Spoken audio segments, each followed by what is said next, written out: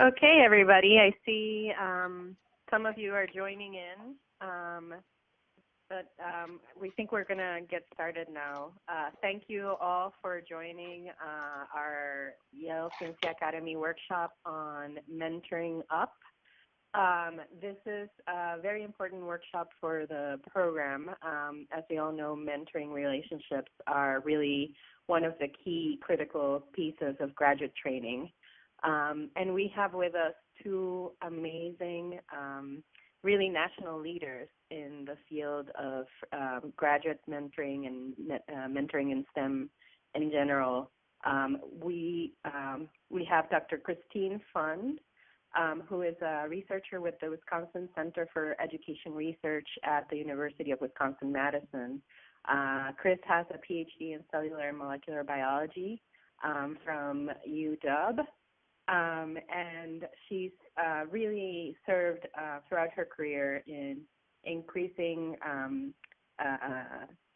positions of responsibility dedicated to research and practice of teaching and learning, helping to train future faculty to become more effective, and also in terms of studying the effects and developing training programs to develop better mentors. And to help students with their mentoring relationships. She currently is one of 5 principal investigators that was awarded a grant from the NIH to establish a National Research Mentoring Network, which you'll hear a little bit about. And in that capacity, she directs the National Mentor Training Course. So really, we have basically one of the top experts in this area.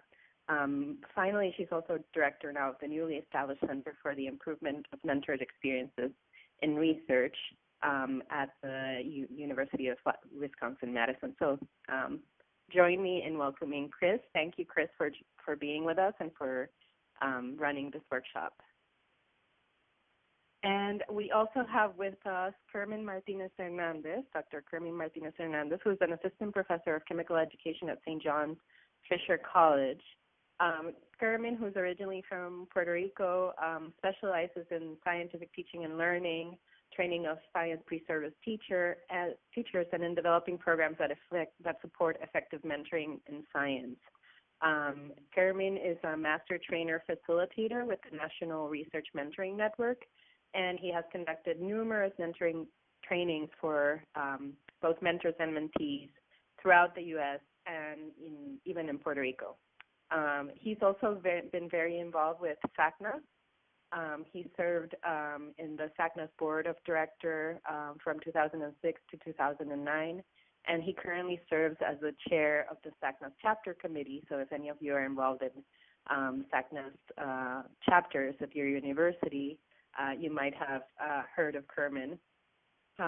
He has a PhD in chemical education from Purdue University and a master's and bachelor's in analytical chemistry and chemistry from the University of Puerto Rico, Mayagüez.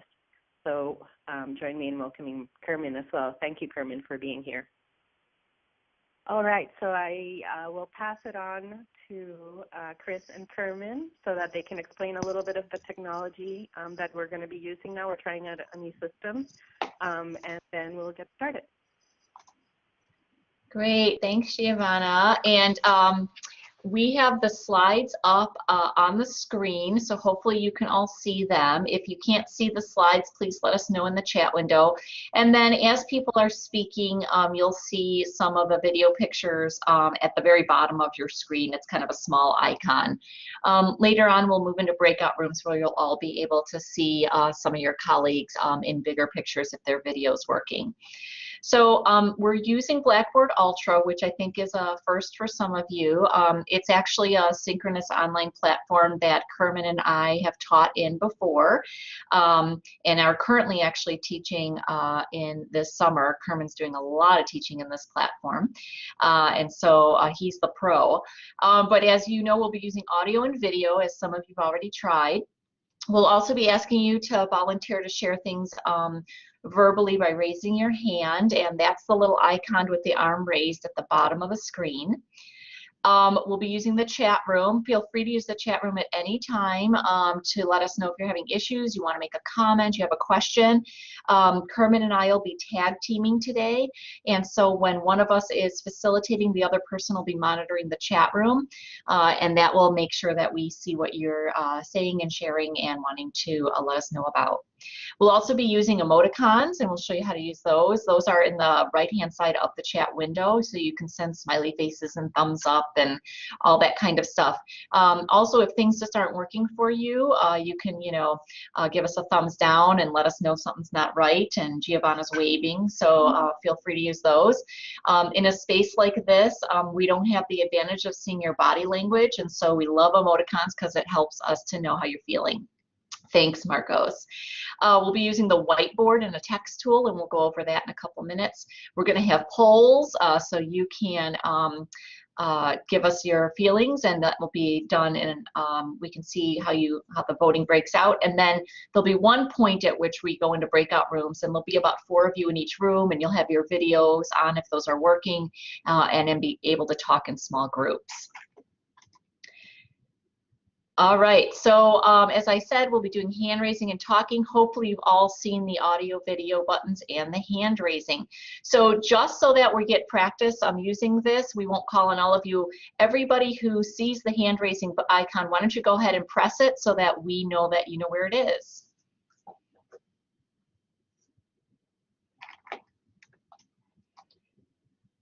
Great. Couple more. All right, great. It looks like most of you are able to do that. If you had any trouble at all, and thanks folks for lowering your hands, or Kermin's doing that, not sure, then let us know in the chat window. And for those of you on the phone, obviously it's hard to engage with the raising of your hand and stuff. So please just go ahead and unmute yourself, even if it feels like you're interrupting. Don't worry about it. Just let us know if you want to interject something.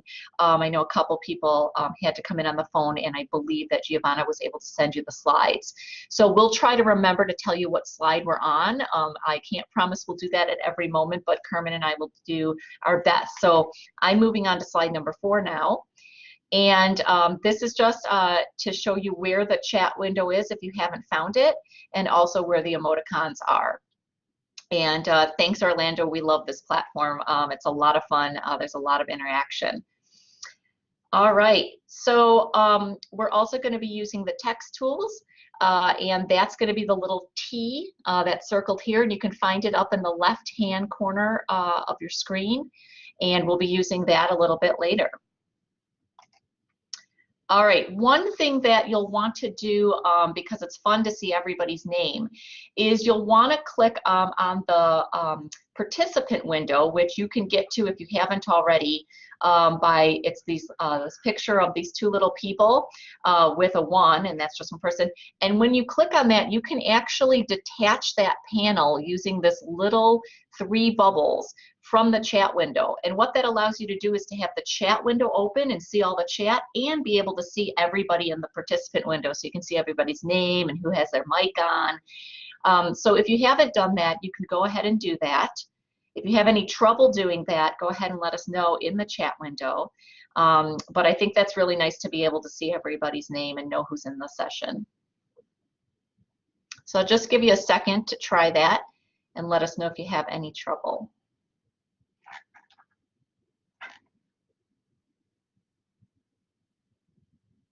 All right, and again, at any time, let us know in the chat or by raising your hand. Great. All right.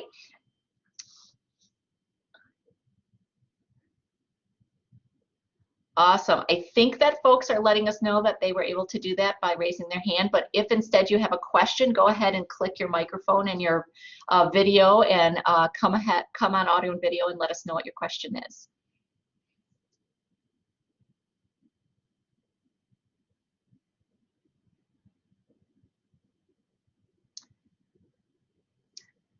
So Fabi, and I'm sorry if I'm not saying your name right, do you have a question, or you just wanted to let us know you'd finished? Okay, you gave us an okay. Thanks for letting me know in the chat window. Okay. Wonderful. All right, so that's all the technology we're going to go over. And so again, let us know if you have any questions or issues. Today, we're going to really be focused on learning strategies you can use to expand and strengthen relationships with your mentors. And so many of you participated in a survey that Giovanna and Monica sent out, I believe, about maybe 6 weeks ago. And we use those results to decide what we would spend time on today. And so we're going to be focusing on how to maintain effective communication within your mentoring relationships. Assessing understanding, we're going to be engaging in some discussions and noting some resources on making sure your mentor understands what you're trying to convey. Sometimes you think you're being really clear, but it's just not working and you're not on the same page. And so what are some strategies to use to get on the same page? We're going to be talking about tools you can use to set and align expectations with your mentors. We're going to be having some exercises where you spend some time really thinking about what you need from your mentoring relationships right now. And then we're going to talk about increasing your network of mentors and some programs, including this one, as well as the National Research Mentoring Network, to expand your network of mentors. All right, so I'm going to give you a little overview of the kind of the framework we're using. So we're using a framework that has been coined Mentoring Up. It's actually adapted from a famous Harvard Business Review article called Managing Up, which was really an article about kind of how to get the best out of your boss. And that kind of framework has been used, and I've just put up some of the articles here that's been used for curriculum and articles about how mentees can really manage their relationships. And so these slides will be made available to all of you, and so these may be of interest. But we've been spending quite a bit of time working in this arena, and sometimes this is also referred to as mentee training. And I just want to give a shout out to Bruce Buren, who's at the Broad Institute, as some of the slides that we're using today, he was gracious enough to let us use because he had just done a session on Mentoring Up a couple of weeks ago at MIT. So Managing Up, as it was originally coined in the Harvard Business Review, was really kind of coined by this phrase, which some superiors spell out their expectations very explicitly, but most do not. Ultimately, the burden falls on the subordinate to discover what the boss's expectations are. And so this was really their whole premise, was what does the employee, or in their case, subordinate, and we don't talk about mentees or trainees being subordinate, but this, of course, was coming from the business literature. But really, if the burden is going to fall on the mentees to figure out the relationship and what the expectations are, what can they do to do that? How can they be proactive in the relationship? And so that doesn't mean the burden is ultimately on you as a mentee, but it does mean you play a really important role in making sure you get out of the relationship what you need. And so really Mentoring Up, which we coined from this, and really the person who coined this is a wonderful scholar named Steve Lee that Kermin and I have worked closely with, who's at the University of California, Irvine. And he has done some amazing work in this venue. And really what we want to talk about is helping you to move forward towards a shared purpose in your relationship, making sure you get what you need. Mentoring Up is about continually learning proactively to engage your advisor or mentor. So, and thinking the relationship changes over time. So how are you proactively making sure that your mentor and advisor know what you need? And it really requires you understanding yourself as well as the mentors and advisors you're working for. What are your strengths? What are your weaknesses? What are your styles? Those play into how you can navigate your relationship. It's not manipulating your advisor, and it's not false flattery. This is not about playing the game. This is not about like being manipulative and getting what you want. It's really about honoring the critical, powerful role you play in a relationship with your mentor. So what we really want to pose today is that we're really talking about reframing mentoring relationships and keeping in mind that it's going to be less about what your mentor gives to you and more about how the two of you can collaborate to meet your mutual needs. That it's a shared relationship. We've been in some of the meetings I've been at, we've started talking about co-piloting the relationship. Sometimes one person will be in charge, sometimes the other one will be in charge, sometimes you'll both be equal. And there is a power dynamic there, but you're really both responsible for its success. So the goals of Mentoring Up and where we're going to spend all our time today is thinking and assessing what you're seeking from your mentors, shifting from thinking about good and bad mentors to the core attributes of effective mentoring relationships, recognizing that effective mentoring is not just about mentors guiding mentees, but also mentees guiding their mentors, and that's Mentoring Up. Learning about some of the practical and theoretical research advances that guide the development of effective mentoring skills. We won't talk a lot about the research, but know that the activities and cases we dive into come from that research. And we're going to connect you with resources that'll help develop your skills as mentees. I will say right now that between Kermin and myself, you'll hear us use the word mentor advisor kind of interchangeably. Know that we mean your primary research mentors. And often people think about those as advisors as well. And we'll use the words mentee and trainee, meaning simply that you're in a process of being in the relationship and in the position of not as much power at this point. But of course, we want to convey to you, we want that position to be powerful. All right, so I'm going to turn it over to Kermin to do some really fun introductory activities so we can get to know you better and you can get to know one another better. Okay, thank you, Chris, and hola a todos. Well, we're going to start using some activities in here, and one of them are going to be by using the poll system. We just want to get to know you a little bit better and then kind of have some interaction. I know I feel kind of weird in this setting sometimes because you don't see each other, but we want to learn more about you and your mentoring relationship. So that's the whole point of today's that. So the first thing that I would like to do in the chat window, share where you're from and one of your hobbies. So I'm gonna give you a minute or so for you to actually share where are you from and one of your hobbies. So using the chat window,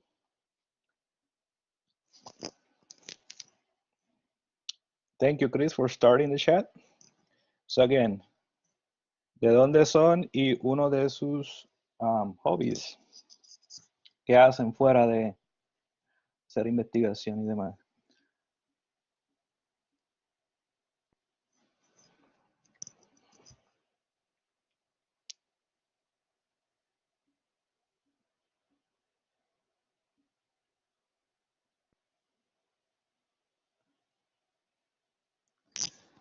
So a lot of athletes, and that's nice.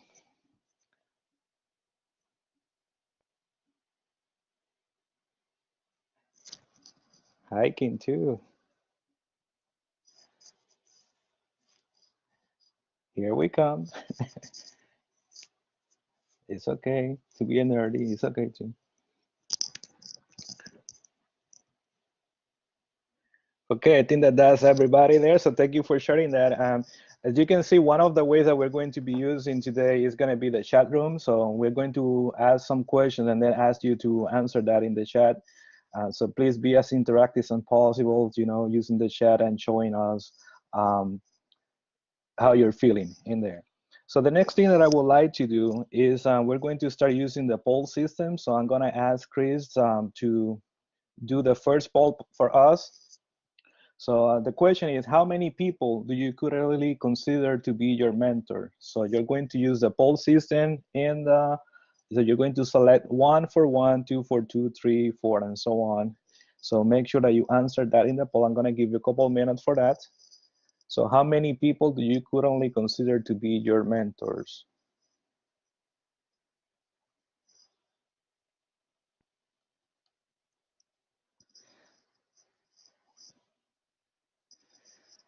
And yes, Giovanna and Monica, if you want to participate in the poll, please go ahead too, you know, so that way we have an idea.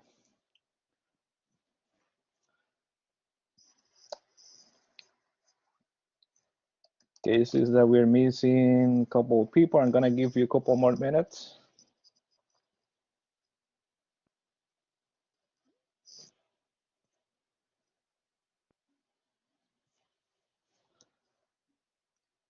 Okay, you can also use the chat room if you cannot see the poll. So how many people do you currently consider your mentor? Okay. I think that that's about it, Chris. So if you can close the poll. Okay, it looks like most people have between 2 and 3 mentors, which is actually great. So thank you for sharing that.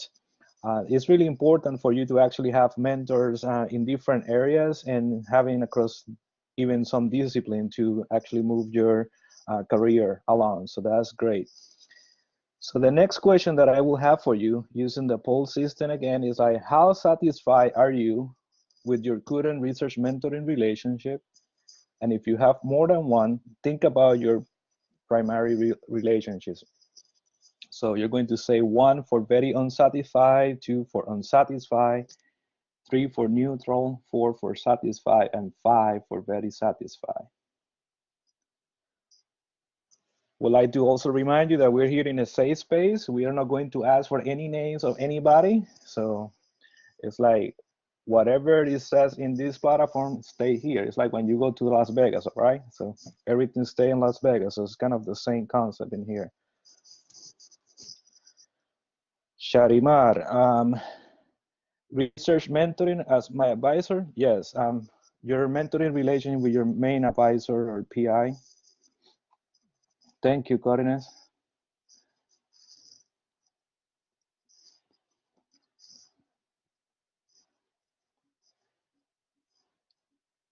Las Vegas Moron. Thank you, Marco, for saying that. Okay, I think that that's about almost everybody. So it looks like most people are very satisfied, and we're going to try to help that person that is in the unsatisfied category. Hopefully by the end of today, you will have some tools to improve that relationship with your mentor, so you can actually tackle that problem, and we will be also willing to help you out to try to address that problem. So Chris, if you can actually close the poll, that would be great. Okay, thank you. So the next question that I will have for you, now we're going to be using the whiteboard. You're going to be using the test tool, and you're going to see a T on the top of your screen that you can actually write on the whiteboard. So you're going to drag the T down to the whiteboard, and then you're going to answer this question. What role does your primary mentor plays right now that is particularly important to you? Make sure that you use the text option. And if you're having problem with that, feel free to use the chat window as well. Once again, what roles does your primary mentor plays right now that is particularly important to you?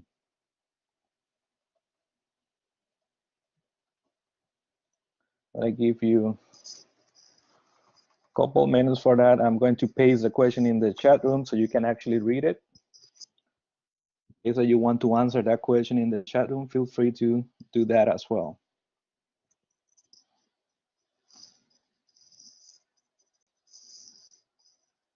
And if you have any problem with any of the technology and how to use the text option in there, make sure that you let us know.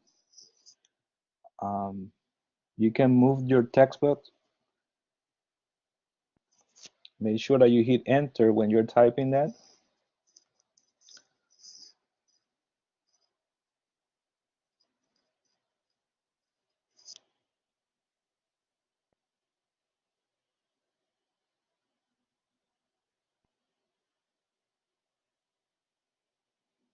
Okay.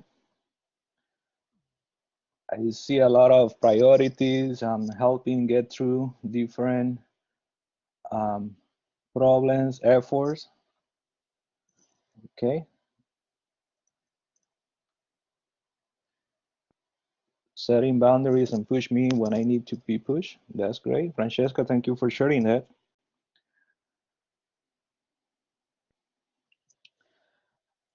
Okay. I'm gonna ask at least one volunteer that want to come in audio and video to kind of go over your comment in the whiteboard or in the chat. Is anybody willing to go on audio and video? Please raise your hand using the raise hand button in the middle of your screen. So raise your hand if you want to come up. So we want to make this as interactive as possible. So I will be calling out people. Okay, Priscilla, please go ahead. Thank you. Turn Okay. your audio and video if you have video. If you don't have video, that's fine. Okay, everyone can hear me? Yeah, we can hear you great. Okay, good. So I just finished my first year. So my mentor is very important to me in terms of guiding me in my research because my top priority now is to define my research. So he's helpful in that way. That's the most important role that he has right now towards me. Okay, and how he's helping you on that? So he's given me a lot of ideas of different projects, and he's helped me understand them, and he's guiding me so that I can choose a project that best fits what I want to do in grad school. Okay, thank you for sharing that. No problem. Anybody else want to share something about what you just said?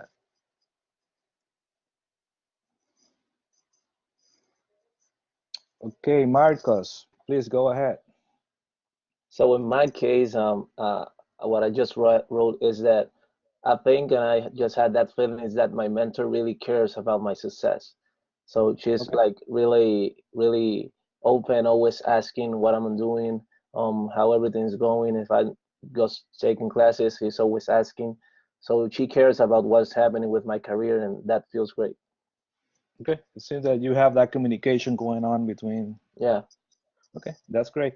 I saw another person that just raised their hand and just disappeared. I was unable to actually get. Okay, Luz, go ahead. Can you hear me? Yeah, we can hear you great. Okay, finally. So in my case, I want to do like a million things, you know me. So I'm always like, I want to do this, I want to do that. And he's like, okay, let's do this first. And then we go and do the other thing. And what really like also is he's busy all the time. He's a neurosurgeon here at Mayo Clinic. And he always finds the time to sit down with me every week to discuss the results. He's always available for submitting a letter of recommendation, like all the time. And I know how busy he is, so that's really important to me that he's there all the time, even if he's busy. Okay, that's great. Thank you for sharing that. So we're going to move on to the next question then. So we're going to go over what roles does your primary mentor play? Oh, sorry, that's the question. Write down a few words to describe a challenge that you're currently having with one of your mentors. So if you have any challenge with your current mentor, please write down what are those challenges that you're having.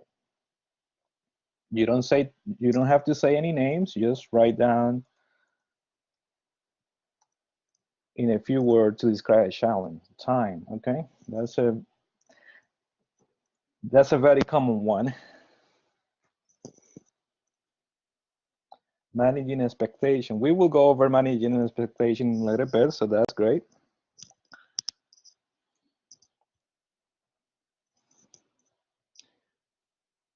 High sense of urgency in a different than mine. Okay, communication skill. That's a pretty interesting one.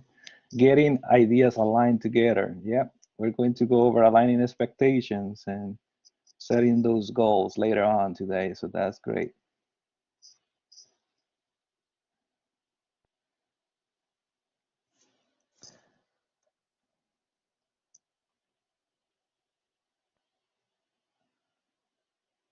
Communication skill. I want to focus my experiment in one thing and he wants another. Okay. It looks like somebody's having fun with the tool there, trying to draw lines and stuff. So.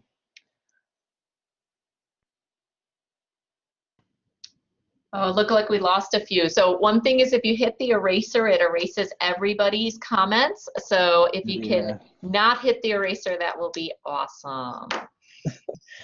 Yeah, we left some comments, some nice comments in there. So I will ask for one volunteer to actually share your challenge so we can continue moving on.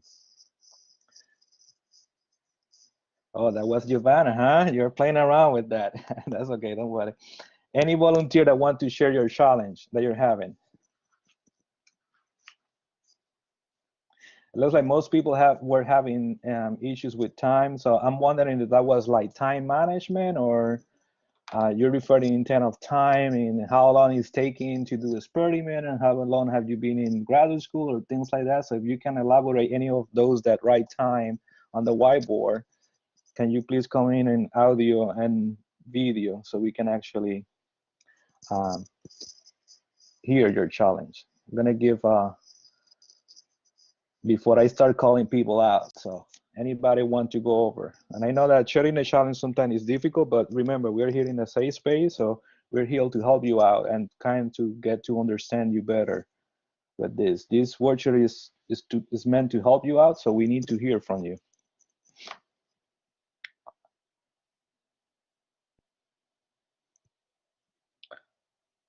Okay, I'm gonna take the silent that anybody want to share that with me. So hopefully throughout the section you will be okay. Marcos, go ahead. Thank you for saving everybody here. Marcos, go ahead. I will share something. I think Okay. that one of the biggest challenge I have is that I have some timeline expectations for as I trying to go like really, not say fast, but I'm trying to keep up with the curriculum and all that stuff. And maybe there's a lot of work expected from me that I think it's like too much for the expectations I have for the time being in the PhD. So maybe that's a common problem that a lot of us will or have experienced, but I think that's the biggest challenge. Okay. Yeah. So correct me if I'm wrong. What I'm hearing is like you have your own expectation pretty high, and sometimes you're having issues managing your time. Is that correct? No, it's that I have my expectations about graduating not so many years, you know. Mm-hmm. So and the thing is that the volume of work that is expected from me is just not in accordance with the timeline that I just put for myself, you know. Yeah, that's a pretty hard one to manage. Okay, so but that's why having, and hopefully at the end of the session today you're going to be able to get some tools so you can actually ask your advisor about those expectations, you know. And sometimes, I mean, we can share more ideas at the end, but that is something that you need to make sure that you're on the same page with your advisor, so that way you have that clear mindset. Because I mean, in some cases, they're going to try to keep you there for as long as they can, so they need to get their stuff done too. Okay, but thank you for sharing that. Okay, we're going to move on with the next section right here. And please, if you have any questions or if you need any clarification, please write those in the chat room. And I see that Priscilla also have the mentor expect you to graduate in 8 years instead of 5 or 6, for example. Yeah, that is a pretty common one. It should not be that way, but we will give you some tools to hopefully try to help you out with that. Okay, so the next thing that we're going to be doing is like, we're going to be talking today about effective communication. And as you know, in order for you to have communication is a key element to any kind of relationship that you have. If you are with a boyfriend or a girlfriend, you need to communicate with that person, right? So the same thing is actually with your research advisor. If you cannot communicate with your research advisor, that relationship is not gonna flow, okay? So you need to be able to find that kind of channel of communication that is working for both of you. So today we're going to give you some tools in order to help you out with that, and we're going to present some example of miscommunication. And it's really important that you find out what is going to be the best way for you to communicate. So some key points that you need to keep in mind when you are working with communicating with your advisor is like, you need to find out what is the preferred medium for communication between you and your advisor, okay?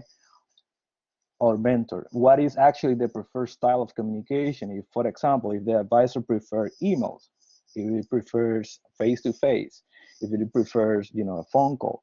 And sometimes the gap in age between you and your mentor can be significant, okay? So you need to try to adapt yourself. I know that your generation right now, you want to use Snapchat. Some advisors don't know how to use a Snapchat, you know, so you need to actually take that into account. You also need to, in order to make sure that you have an effective communication with your mentor, you need to make sure that you track and share the progress towards a goal. So having a set up goals is really important for you to have that communication going. And then and this is pretty important, that you are prepared for each meetings and having an agenda about what you want to discuss with that, what you want to get out of that meeting. So if you show up to your advisor office and then, hey, hi, how you doing? You know, I'm here, with no plan in mind, that's not gonna look good on you, okay? And you need to let your mentor know what are your needs, okay? So it's really important for you to actually make sure that you establish that communication, but more importantly, what is gonna be the style of communication with that, okay? So we're going to move on, and we're going to start one of the tools that we use in this curriculum is the use of case study. So we're going to be able to use some case studies today to kind of like follow up with the discussion, and hopefully you're going to reflect, you may self-identify yourself with one of these case studies, and we're going to ask you to share your feedback in the chat room or in the whiteboard, okay? So here are the instructions for the case study. We're going to listen the case. Somebody's going to read it aloud. We're going to be answering some poll questions, and then we're going to share our reaction to the case in the chat window or by raising your hands verbally.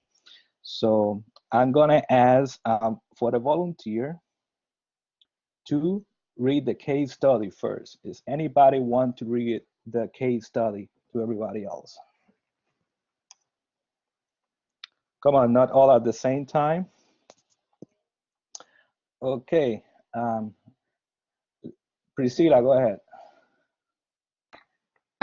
Okay, so it says, you are second year and have been working on a new research project for the past 6 months. This particular project is part of a larger research study being led by a senior postdoc in your lab. Over the past 4 months, you have attended weekly meetings for the project, read the background research, conducted some experiments under the mentorship of the postdoc, and even contributed some fresh ideas for future experiments. Before one of your weekly meetings, you overhear your advisor telling the senior postdoc that he feels the manuscript is coming along nicely and should be ready to submit in the next few weeks.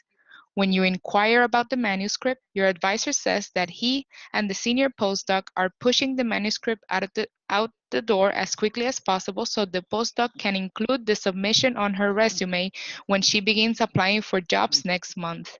You see the manuscript lying on the desk and look at the title page. You are surprised that your name has not been included as an author. When the advisor sees you looking at the title page, he quickly says, "Don't worry, we included your name in the acknowledgements. We just don't have the time to include you in the writing this time. You will be an author soon enough." Okay, thank you for reading that. So we're going to get into the discussion soon, but first thing that I'm going to do a poll before we actually get into the research questions. So let's put the poll right here. So Chris, if you can actually put the poll in there. Do you think that the graduate student should be an author on the manuscript? Please answer 1 for yes, 2 for no, 3, I will need more information.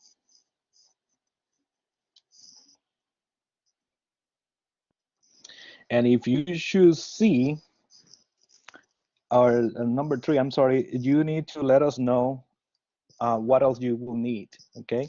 So you can do that by sharing that in the chat room. So please share what other information you will need. It looks like we have a bimodal distribution in here. A lot of people are saying 1 and 3. So some people believe that the grad student should be included in the manuscript, and some others mention that they need more information. Okay, great point, Andrew. If Andrew is mentioning in the chat room, if authorship was discussed in the beginning, how much he contributed to the research compared with the other? That's a great point. How much work she did, okay? Did she contribute the data for the manuscript? Okay.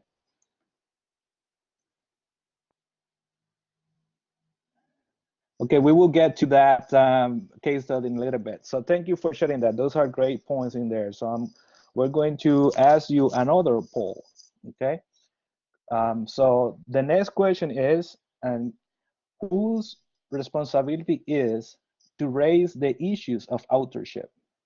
So answer 1 for the PI, 2 for the first author, 3 for the co-authors, and 4 other contributors, and 5 all of the above. So if you can answer that.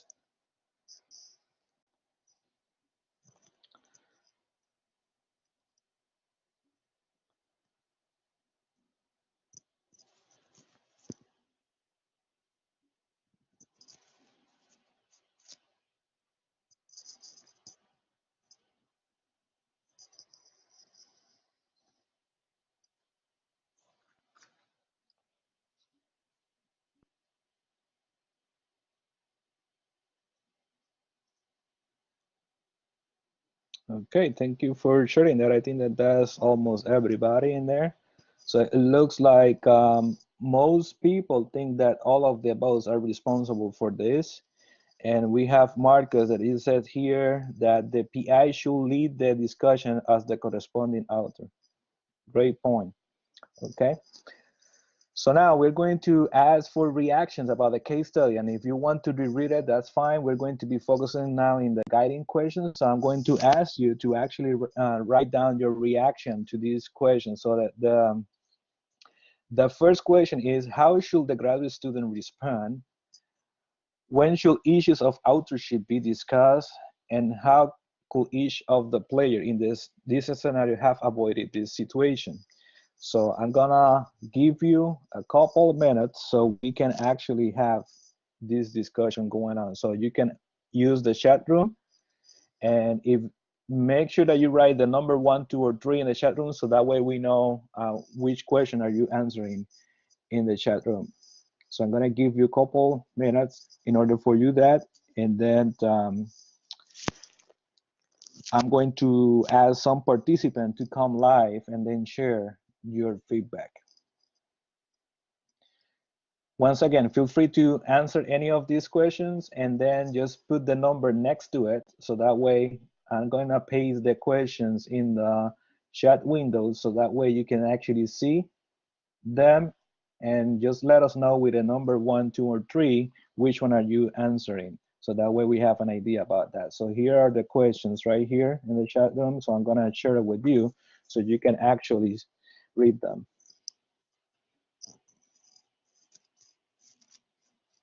Okay, Priscilla is sharing. I think the issues of authorship should be raised as soon as you start working on a project. Thank you for sharing that. Chris says that I think that the graduate student should at least be able to share the disappointment. That's a great point. Rebecca, thank you for sharing that. I think the student should sit with the PI and express the concern. Okay. Discuss the authorship before having the final manuscript. And maybe some of you already experienced this kind of situation while you were an undergrad.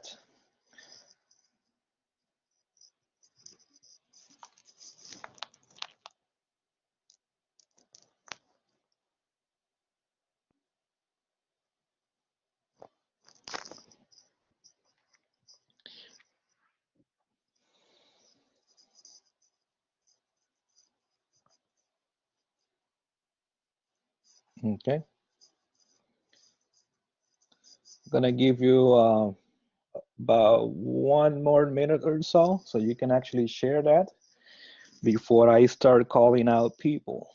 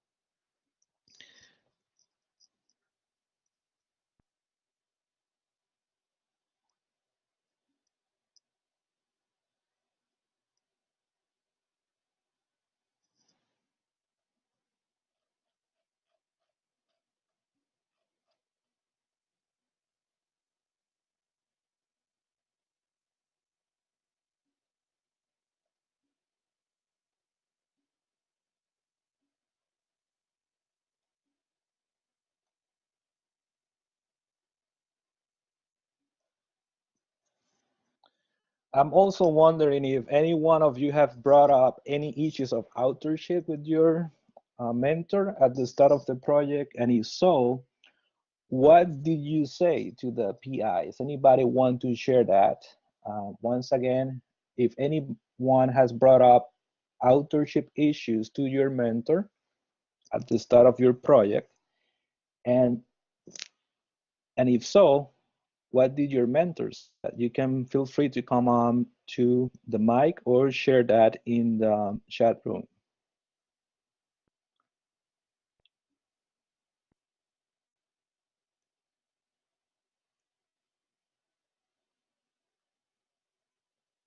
Remember that this is also part of that communication, and setting up those goals or expectation at the beginning is really important for that.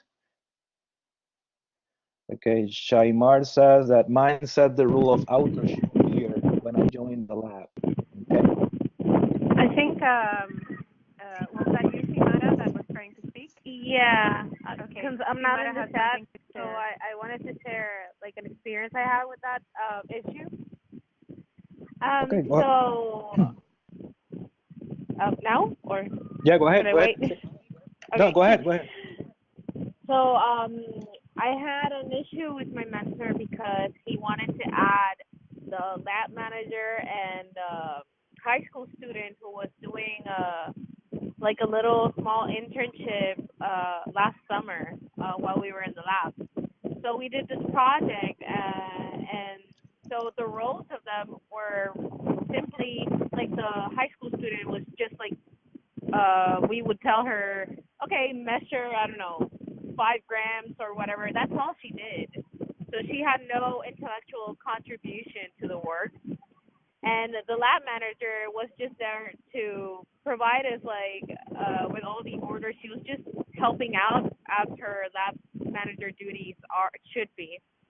And so when we did the manuscript, I see that my mentor put both of them as authors, as co-authors of this manuscript. And I asked him vaguely, like not trying to let him notice, like what are the requirements that an author must have in order to be considered an author. And so he spoke to me about like, oh, an author should blah blah blah blah blah, and then I didn't say anything, and I thought, okay, so what he says to me is making sense. So I really don't understand why he wants to include them in the manuscript. When I mean, I think I can. They don't deserve the author title, but more as an acknowledgement for helping a little bit around. And so what happened was that he noticed in my face, like I didn't say anything, but he kind of noticed my expression, and then he sent me an email asking me on a scale from 0 to 10, how much did I consider that they should be included in the paper. Of course, I responded like 1 or maybe even 2. And he did not take my response into consideration, and the paper was published with them as authors. And then a couple of months passed, and I never said anything. I kept my madness inside me. And then a couple of months passed, and that's when he spoke to me and said that he regrets the decision and that that I was right in the first place. And I don't know, I just wanted to share that experience. Maybe I should have spoken up, even though, I mean, he did ignore my email. So I'm not sure if maybe speaking up, talking to him more person-to-person, face-to-face interaction would have made any difference. But I don't know, I just wanted to share that experience. Well, thank you for sharing that. But it looks like at the end of the day, he was actually able to, I think that you push him to reflect on that experience, and then he regret that. So I think that the learning that happened in him is also really important. That even though that you pointed out to him that you didn't want them to be authors in the paper, he ignored you at first, but then at the end he realized that he was wrong. So I think that it's pretty brave on you to actually call him out, and then ask that question. So I really applaud you for that. Sometimes we try to, ignore that and don't call that out. So that was really, really brave on you. But I think that at the end of the day, even though that they end up being as author, it was a lesson for him or her. I don't know if it was it's a male or female, but I think that at the end of the day, you make him think about it. So that was actually pretty great. So I will ask one or two people to share anything about this case study. So you can come into audio and video. I see a lot of comments and discussions in the chat room. So if Chris and Giovanna and Monica want to jump in and help me out with the chat as well, feel free to do so. But I will ask at least 2 or 3 people to share that. You can raise your hand, or I'm going to start selecting people randomly here. Kermin, I just wanted to jump in and say that there's a lot of discussion about kind of bringing things up at the beginning, and but then some really important points about sometimes it's hard to know at the beginning of the project exactly how it's going to play out. And sometimes you have the best of intentions of writing, but then you don't end up writing, and then it gets confusing of whether or not you need to be writing in order to be an author or just contribute data. Sometimes that's journal dependent. And so I think it's a really important point that several people have brought up. It needs to be a revisited conversation. So if, it sounds like a lot of your PIs bring it up very early on a project, and that's great. And if they don't, that, we might encourage you to bring it up yourself and say, could we talk about authorship before I commit a lot of time to this? But that's not a done deal. It needs to be revisited, especially as more and more data gets constructed and papers start to be talked about. Yeah, if I can add to that, I based on the comments, it seems like this is different depending on the lab or the field that you're working on. So, it seems like something that may be important to ask about when you're joining a lab, like how do you determine authorship for different projects? Because it seems like there's some variation depending on the PI and the field that you're working on. So that's something that's also important. And I don't think I certainly didn't think about this when I selected my lab. Yeah, we normally, you normally will not because you don't know, but hopefully, this will give you some tool for you to actually sit down with your mentor and actually make clear those expectations in there. But Monica actually bring a really important point, when you're actually, and I think that you're past that stage in here, but that's something that you can actually share with others, colleagues, is to, when you're actually visiting the lab, having that questions, what is your rules for authorship is really important, and how you're going to consider my contribution in this research in terms of authorship. I'm going to be the first author, and in some lab that is actually the policy. Sometimes you help another grad student or postdoc and you are the second author, but then later on you're going to be your first author and other people are going to be helping you out. So that actually pretty dependent on different fields, so just keep that in mind. Anybody else want to share something about the case study or any concern that you have? Kermin, I think Rebecca would like to share something. Oh, Rebecca, go ahead. Hi.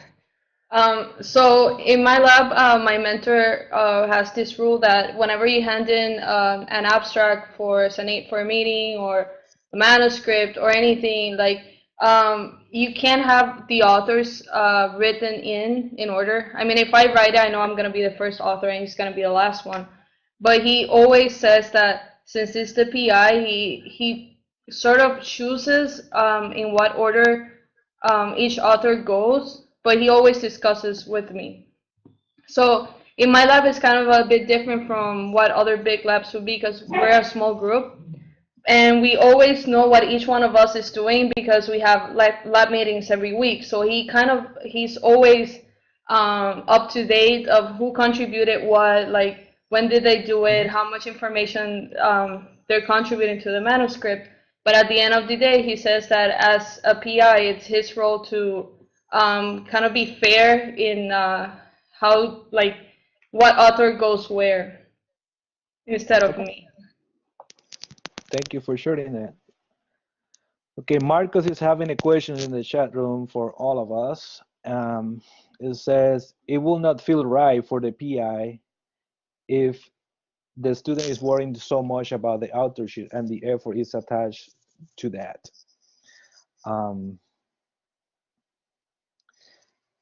Yeah, and Chris is just asking that. So anybody want to jump in and then answer? We're getting the answers in the chat room, and I saw somebody else raising their hand, so, and it's just disappeared. There was Priscilla, I believe. No? Francesca. Oh, Francesca, go ahead. Yes, Francesca, go ahead in audio.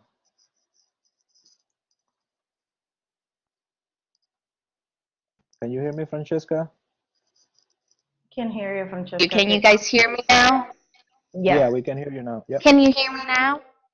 Okay, Yes. I just wanted to share the opposite story of a small lab. We're a prospective cohort. That means we're in the process of recruiting 720 women and then testing their babies 3 times during their first year of life. So that means a lot of visits. So I currently run a lot of participants that won't be in any of my papers, and that I won't be, and that people are running participants that are for my papers. But again, I think, like everybody has mentioned over and over again, I think it's very important to have this clear from the beginning. Like, I was told from the beginning, this is your project. However, you'll be helping, as you know, with everything because we have thousands of visits a year. And that's something that it was just clear to me from the beginning. So I think that's very important. Okay. Thank you for sharing that, Francesca. So we're going to move on to the next slides right here. Just want to share with you that some of the barriers of the effective communication is like, don't make assumptions, you know. You have different communication styles and different personalities. Letting items linger too long without any discussions, you know, having the expectation, the imposter syndrome is another one, and lack of mentee cultural capital, you know, and cultural different in communication style, that can be also barriers of effective communication. So once again, communication is going to be the key for that. And some of the strategies that you can actually use for that is like, what you can actually can start thinking about what you can do in order to be an active listener, you know, maintaining eye contact with the speaker, you know, avoid distraction, stop all other activities, paying attention to what he's saying, you know, summarizing that, and so on. Those are going to be key in order to maintain that effective communications. And here are some other points that I'm going to discuss pretty quickly here. So you need to make sure that you are actually listening for understanding. You have a direct expression on that, and you are questioning for information, receiving the feedback without being defensive about it, and then summarizing and checking back. So those are going to be key topics for you to have that effective communication. And I would like to point out that these slides are going to be shared with you so you can actually read them with more details in there. And the last thing is, like, you also need to make sure that in order to have that effective communication, there's going to be some cultural cues. I mean, some of us are Puerto Ricans, so obviously that's going to be a factor, you know, that may affect, you know, your relationship with your mentor. If your mentor is not Puerto Rican, he might need or she might need to know some background on how we are and so on. So just making sure that you highlight those cultural differences is going to be really important for you, you know, to make sure that you make that clear to your advisor. So once again, thank you for sharing that. We have a lot of discussion going on in the chat room, so thank you for your participation. I'm going to turn it back to Chris so she can actually continue in the next section. So thank you, everybody. I will be back in a little bit.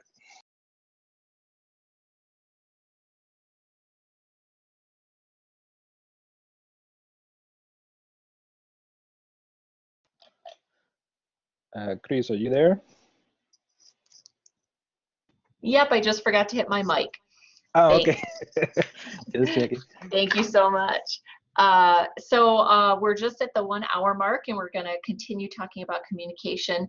But maybe before we jump into the next activity, maybe just take a couple seconds, stand up, stretch. We know you're sitting for a couple hours this morning, and so just want to have some good grounding of your body. So I'm going to totally stretch because I've been sitting for a while too. All right. So we're going to talk a little bit about how things are said and how things are heard. And so, and I want to spend some time talking about reflecting on what we hear and the lenses we use to interpret what we hear. And we're going to specifically be talking about things that might be heard verbally, but I think this is even more important when we interpret what's written, for example, in email. So keep that in mind as we're talking about the next section. So I have 4 statements up here on the screen. And so the first one is be on time to our group meetings from now on. The second one is how much longer do you think it'll take you to finish that manuscript draft? The third one is you will never get anywhere in this field if you don't dig in and stick with problems until you solve them. And the fourth one is I'm wondering if you've considered an alternate career path after this. So I just want you to read these to yourself. And I just, in the chat window, just want to know if you have any reaction to them. How do you hear them and what they mean to you?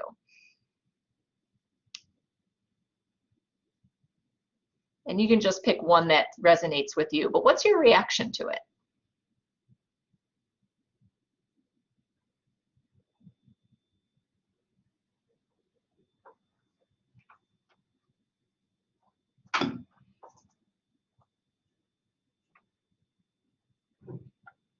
Okay, Priscilla says they sound like non-constructive criticism, okay.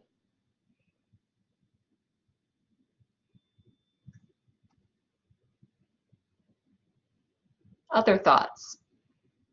If somebody said one of these statements or asked you one of these questions, how would you interpret it?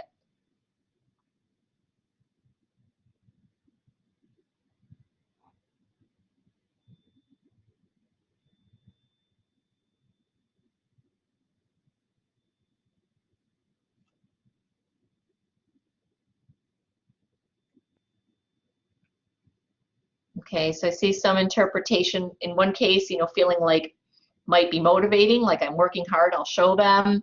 And a couple others saying it makes me feel like I'm not doing a good job, or it might be a bit jarring. Naomi just saying like, okay, I agree, I need to be on time, kind of take it at face value.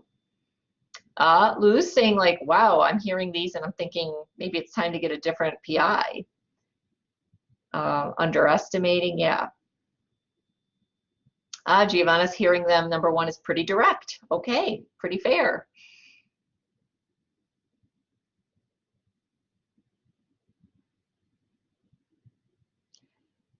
So number two that's interesting is pretty fair.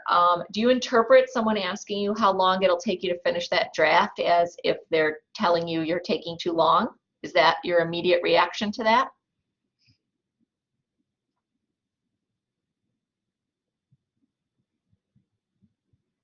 Okay, so yes and no, a lot of yeses, but a no as well. So feeling like, hearing that and feeling like, okay, it's taking me too long, and taking it very personally. But a lot depends on the context. So thanks for everyone for sharing that. Right, number two, right, they genuinely just want to know how long.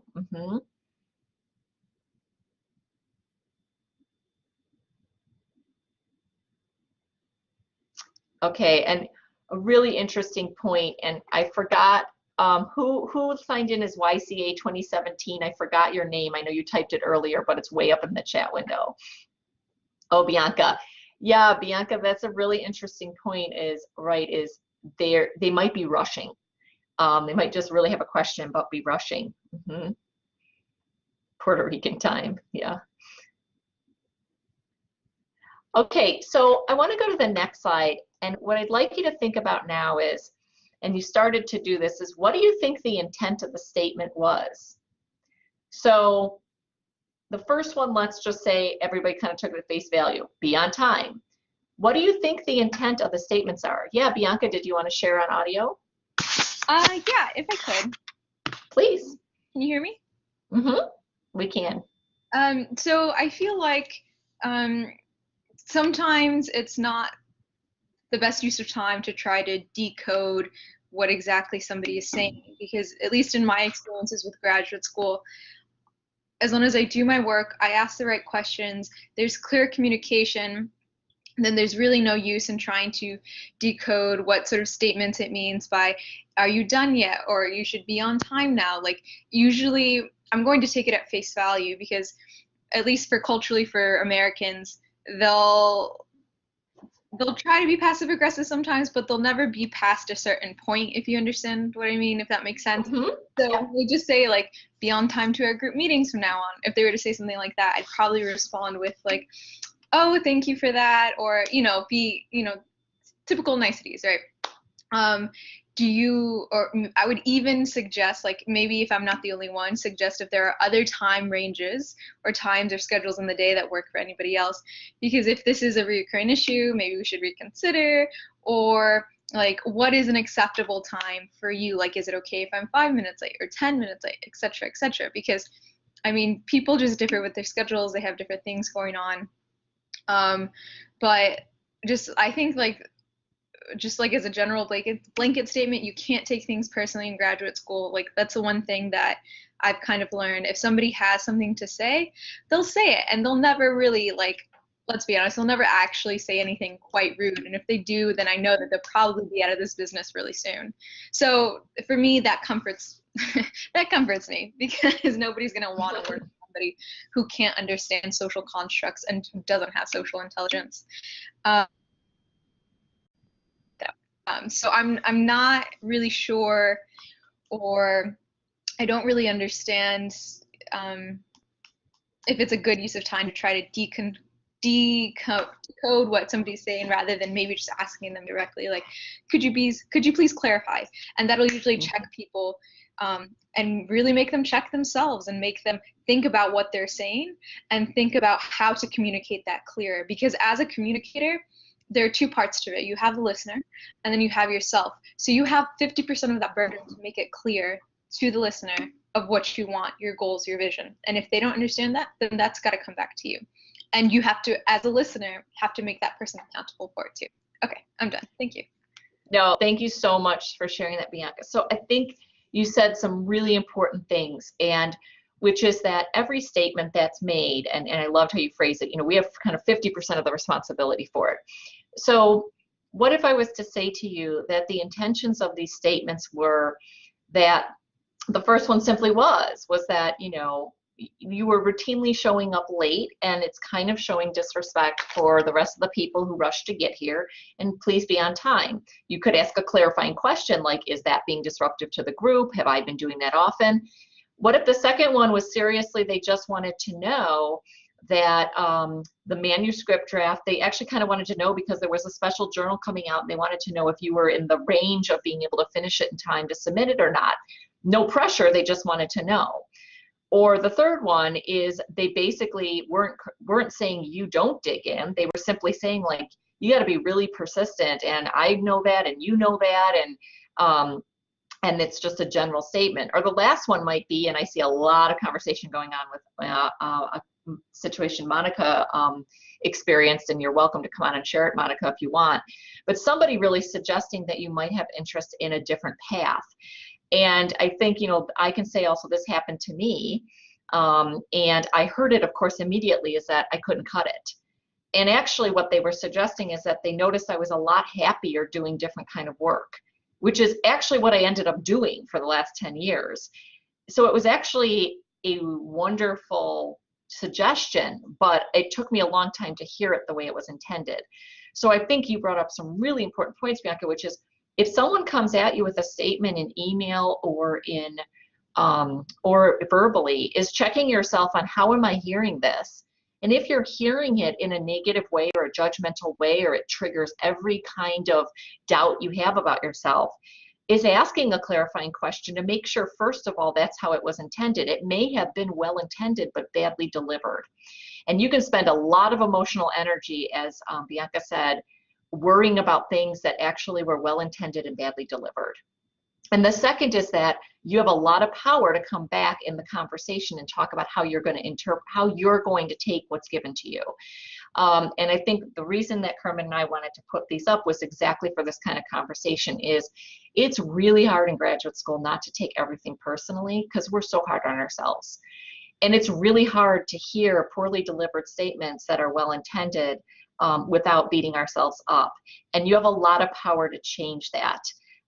Yeah, Marco says, well-intended, badly delivered. There's a lot of that. And you know what? The busier people get and the more they rush, the poorer their delivery is. And I think I'm a pretty good communicator. I have poor delivery. It happens.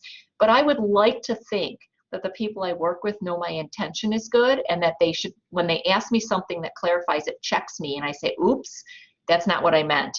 Monica, do you want to add to that?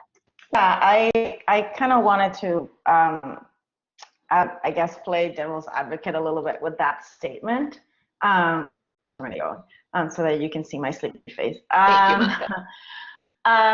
Like I agree, like, I think we all have been in that position that we wanted to say something and, we haven't really said it the best way, but also, what is it that people say, that the road to hell is paved with good intentions?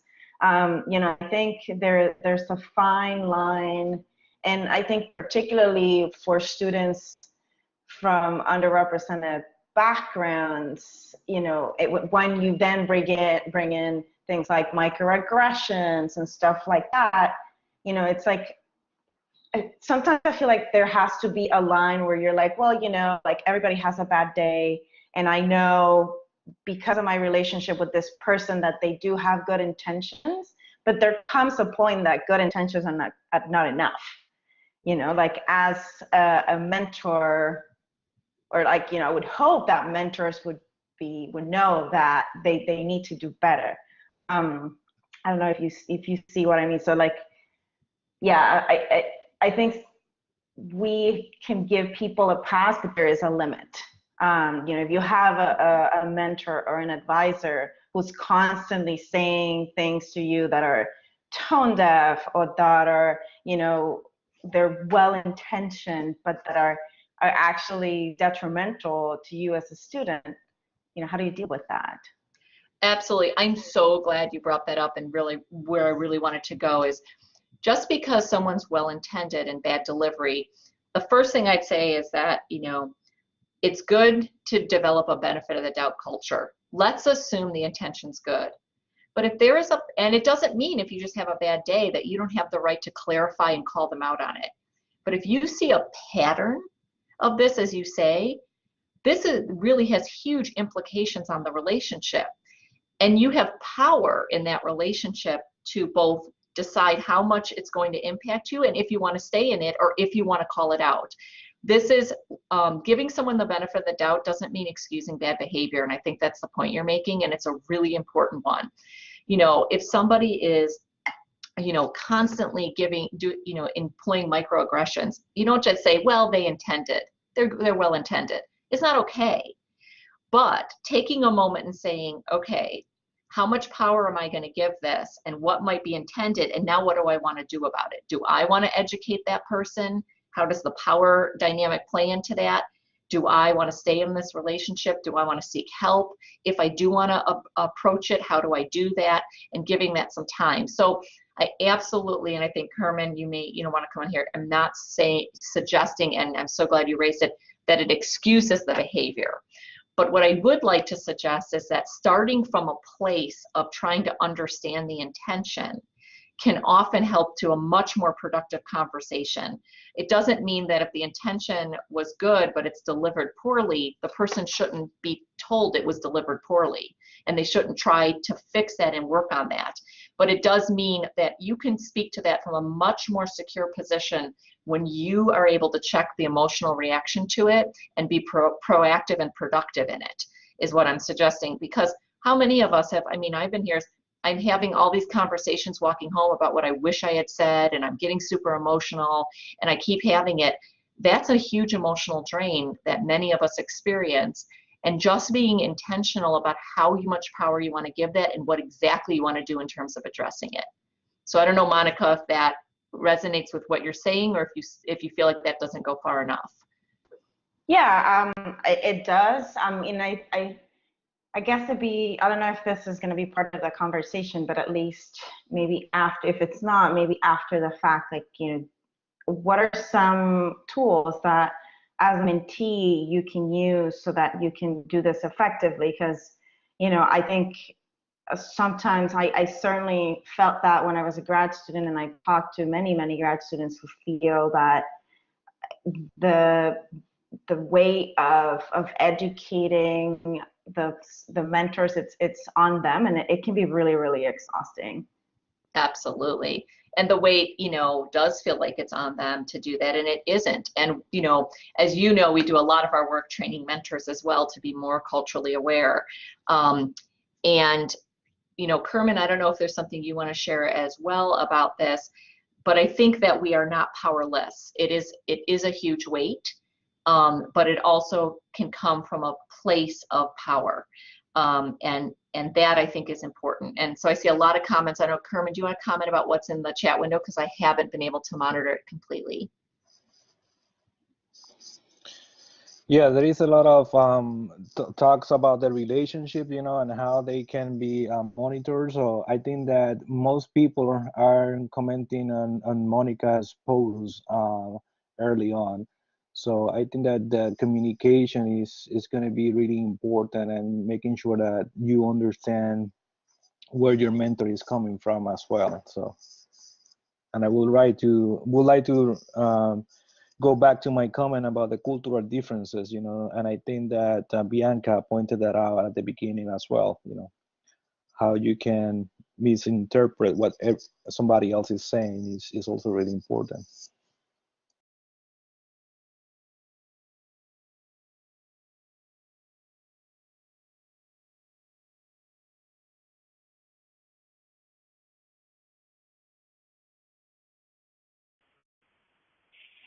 Yeah. Sorry, is anybody there? It seems like Francesca had her hand raised. Can you all hear me? I'm having connection problems. Yes, we can hear you. Yeah, so I just wanted to resonate with Bianca from a perspective of someone that wasn't raised in the US. So my first year, it was extremely hard, and it wasn't necessarily my mentor, it was senior grad students in the lab. And I agree with Bianca in the sense that it's sometimes it's worse to dwell on it because we are emotional, and on top of that, I'm an extremely emotional person. I'm a crier, and it was really hard for me to get used to the, like Bianca described, the passive aggressiveness that you feel from Americans, and I don't want to include everyone, but it's very dry. And I agree that it was easier to start talking and being like, oh, can you repeat that? Or what do you mean by that? Or, and even I approached my PI and I approached other people because there was a point where I was crying half the time of the week and it wasn't good anymore. And I felt like I didn't belong, and I felt like people were thinking the worst of me when they really weren't. It's just the like bad delivery, like we said. But again, I think something that will keep coming around to is that we need to speak up and not necessarily do it at the moment to that person, but maybe reach out to other people who can help you maybe decode and like try to learn how to deal with that type of people. That was all. Thank you so much for sharing. So I've heard a lot of terms of decoding, taking a moment, thinking about how do you want to respond, maybe even reflecting on it and practicing if it's going to be emotional. But I also hear of, you know, the weight of the responsibility, especially coming from the underrepresented perspective of that too, and I want to honor that and Monica sharing that. So Just checking the time. Okay, we're fine. So just a couple minutes more on this, and we'll keep talking about this as we continue, especially as we move into other strategies. Does anyone else want to share either something that is triggering them in this conversation that they feel they want to share with the group, or if you've had a strategy or experience in which you have kind of spoken up, and whether it was to ask clarifying questions, to say, I don't feel right about this, this doesn't feel supportive, it isn't building my confidence, and how they've done that.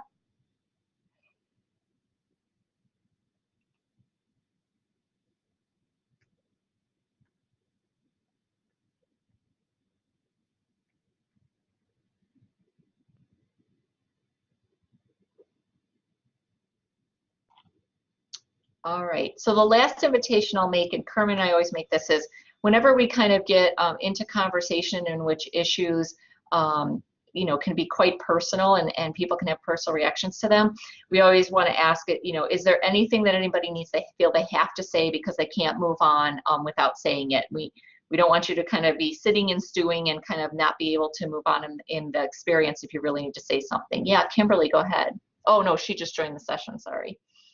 She was having connection issues.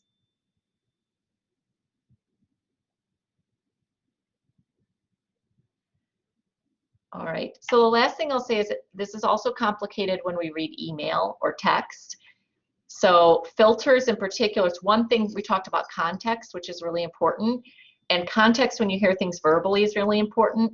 You lose a lot of context when things are in print. And so this, you've probably heard this before, but you hear them in your own voice, which of course is impacted by how you feel and your experience and your interaction with the person delivering it. And those are really important things to think about when you're reacting. Yeah, Kermin, go ahead. Yeah, I just want to point out that it's also sometimes useful to actually talk aloud with people that you trust. I found that helped me a lot when I was in grad school, sorry. And that actually was my motivation to create some sections at SACNAS to kind of go over these difficult conversations. So obviously you're not going to tell what is happening to you to everybody, but finding that person that you can actually trust to share what is happening to you is also really important. And what you're going to find out is that you are not the only one. There's going to be other person that may happen to the same situation that you just are going through, and that person can also become a mentor and help you out to find ways to get around. So finding those people are going to be really important as well. Just want to share that. Thank you.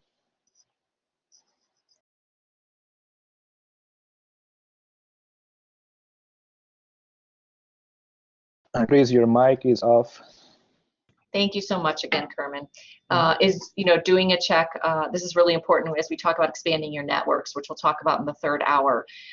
Important people to have in your network are ones that you can bounce these ideas off, help you to not feel alone, practice these difficult conversations, run an email on someone by them before you send it.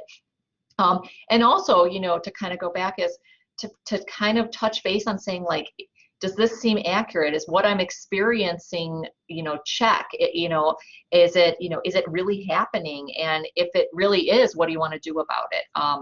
And so I think those are really important people to have in your network. And of course, you guys are all part of this amazing program and have this network that you can use each other for. So just kind of as summary, and this is kind of going all the way back to when we started working on communication with Kermin leading, is some tips that we would suggest is really determining your mentor's preferred medium of communication, face-to-face, phone, email, text. We had some great ideas in the chat. And acknowledge if it differs from your own personal preference. So, you know, I have folks that I work with who really would prefer that we basically are communicating largely in email and text. And I'm a face-to-face person. So that, you know, I have to acknowledge that and think about strategies for what's effective in those platforms. Really important to have regular times. You have a relationship with your mentors, and you build relationships by having consistent time together, whether that's virtual or face-to-face, and it's important to have that. Keeping track of shared progress and goals, and we'll talk a little bit about ways to do that. Following up in writing of when you've had a conversation is, this is what I heard. Does this resonate with how you experience the conversation as well? Identifying challenges and requests that your mentor's advice intervention when appropriate. So if you're stuck, asking for help. Preparing for meetings, we talked about that and what you want to get out of it. So that's really productive time and it's directed in a way that you'd like to direct it. We talked a little bit about cultural differences and similarities and how those can impact communication. And then a little bit about this kind of benefit of the doubt philosophy, just kind of taking a moment to think about what did they likely intend by that statement and how am I interpreting it? Doesn't mean letting someone off the hook if they have bad behaviors, but taking a moment to decide how much you're going to reflect on it, how much power you're going to give it, and how you want to respond to it. We don't have a ton of time today to talk about those difficult conversations and actually practice responding in those. That may be something, if you haven't already had as part of your program, that Giovanna and Monica might want to think about, because I'm a big fan of actually having training sessions and having role play and practice time on actually having those difficult conversations. So I'm going to turn it back over to Kermin. Okay, hi again, everybody, and thank you for sharing that. That was a great conversation. So we're going to move on to the next topic that we have for today, and that's going to be about assessing understanding. And one of the key important things in a mentor relationship is to make sure that you're understanding each other. So we're going to give you some strategies for you to make sure that you understand what your mentor is pretty much saying, you know, and how you're communicating, just to make sure that you have that communication going on in there. So what we're going to do now is we're going to break everybody into breakout rooms. So Chris is gonna kind of move us to a breakout room, and we're going to discuss this scenario that we have here in the slide. So before we move on to the breakout room, I would like to ask two people, one that will be Farha and one that will be Lena. So that way we can actually read that and we're kind of role play that. And then we're going to move you to the breakout room. You don't need to do anything. Chris is gonna be doing that for us. And then I will need to have one person that will be kind of the leader in that breakout room to follow the discussion. And you're going to focus that discussion on the questions that you're gonna see in the slide. So I will ask for two volunteers to read be Farha and one for being Lena. Not all at the same time, please. Two volunteers. I want to. Okay, Naomi and Ariadna, go ahead. And let's go by Naomi is gonna be Farha, and then Lena is gonna be the other person. I forgot who was. It just disappeared. So Ariadna. Go ahead, Ariadna. Sorry. Did you get time to talk with your mentor, Dr. Andrews, this week?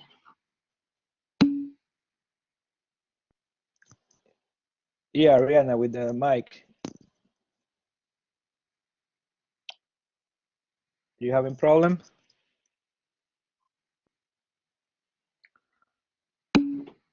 Okay, another volunteer. Luz, you want to go? Fine. Okay, yeah. Luz, go ahead. Yeah, for all the good it did me. What do you mean?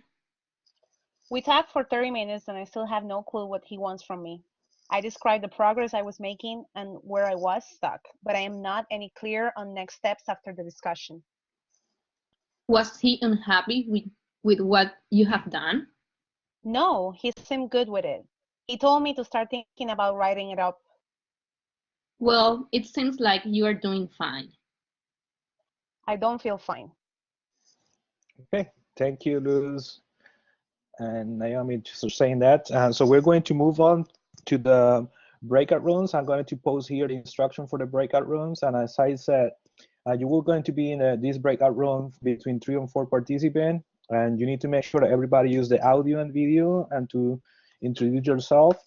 And you will have a chance about 10 minutes total. So make sure that you allow everybody. And then we're going to give you a 1-minute warning before we move you on to the main room, okay? So make sure that you have a leader in that section, in that breakout room, so that person can actually report back to the main room. So we're going to move you on to the breakout rooms, and you're going to see the same case that we just read in the screen in that breakout room, and we're going to be popping in and out from those rooms. So Chris, if you can actually set up the breakout room, that would be great. Okay, I'm going to move everybody. Just we'll post the question in the chat, but basically just from that really short scenario, what we want you to talk about for 9 minutes is what strategies are you using or can you use to really help your mentor understand what you're saying and what you need. So it isn't exactly the role play that we just discussed from the last section, but it really starts to get you saying out loud to one another and coming up with sharing strategies about effective communication. All right, I'm going to move you now, and please all come on an audio and video as you can so you can see and talk to one another.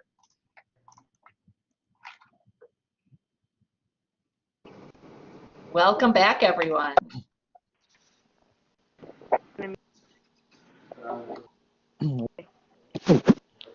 Good time in your room, so I'm going to ask now volunteers, one volunteer or two from all those groups to actually share your experience in here.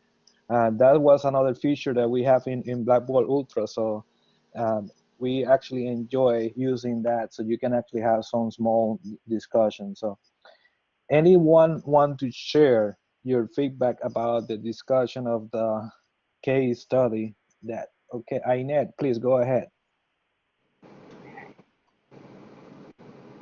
Yes. Can you hear me? Yeah, we can hear you great. Yes.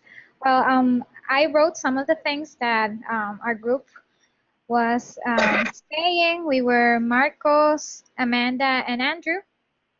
And some of the things that we discussed, that was writing down or thinking before your concerns, before approaching your mentor. That could be good. Be clear, direct, using references to establish your point. Be early on and ask. Don't wait until you're more confused. Take initiative, pop your ideas. Also, we found a consultant with peers, professors, other lab partners, maybe considering them to be on the meeting could help. And set up follow-up sessions, addressing other issues, and sending an email with meeting notes, like in Spanish we call them minutas, so that everyone can be clear about the points they were discussing. Okay, thank you for sharing that. Can you please use the text option in the whiteboard and then type those in here? Yes, sure. Thank you. So we can have a record of that. Any other group want to share your experience? Priscilla, please go ahead and please type those in the whiteboard as well, so we can actually take a screenshot to share it with Monica and. Okay, yeah, so in my group, it was Natalie, Corines, Ariadna, and myself. And some of the things we said was she could bring something written to the meeting. She could show him some graphs and figures. Instead of just showing him the raw data, she could just show him something that she did with the data.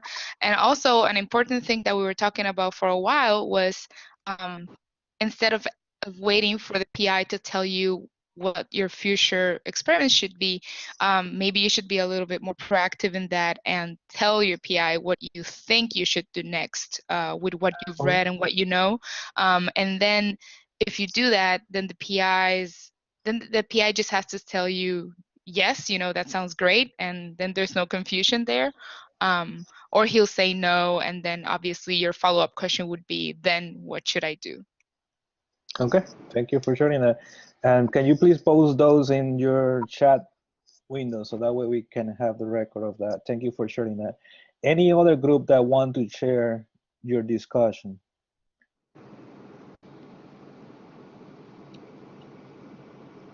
Kimberly, do you want to share?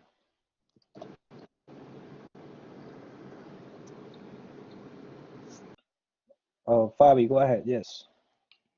Okay, so we agreed with the, can you hear me? Yes, we can hear you. Okay, we agree with the previous groups in making a list prior to the meeting with the things that you want to discuss. But also we talk about sending an email after the meeting and stating what they discussed during the meeting and a list of doubts in case you didn't have the opportunity to do it during the meeting. Okay.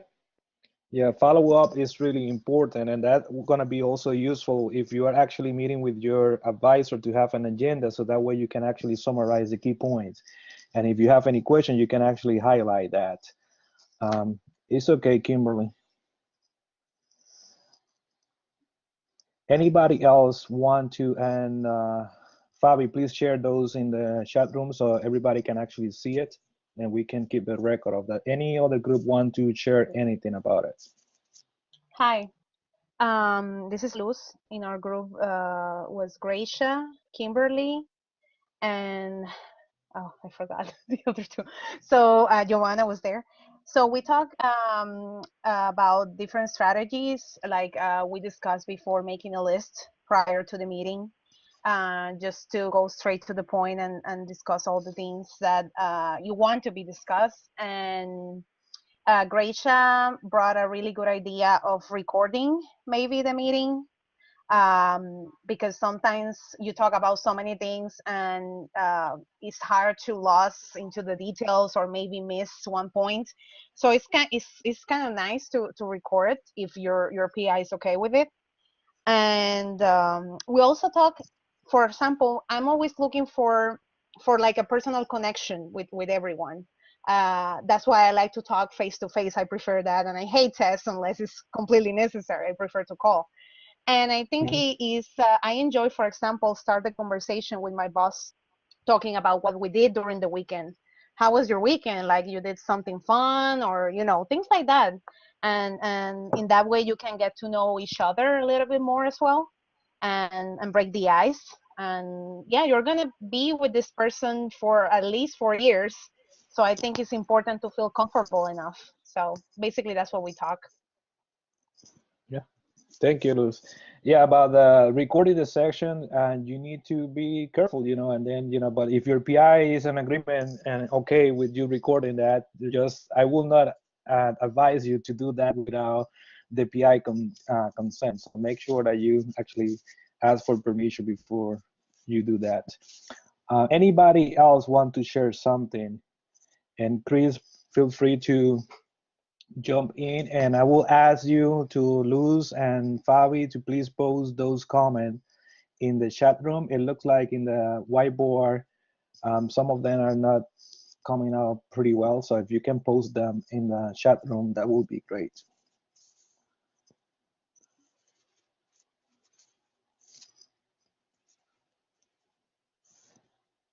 Anybody else want to share?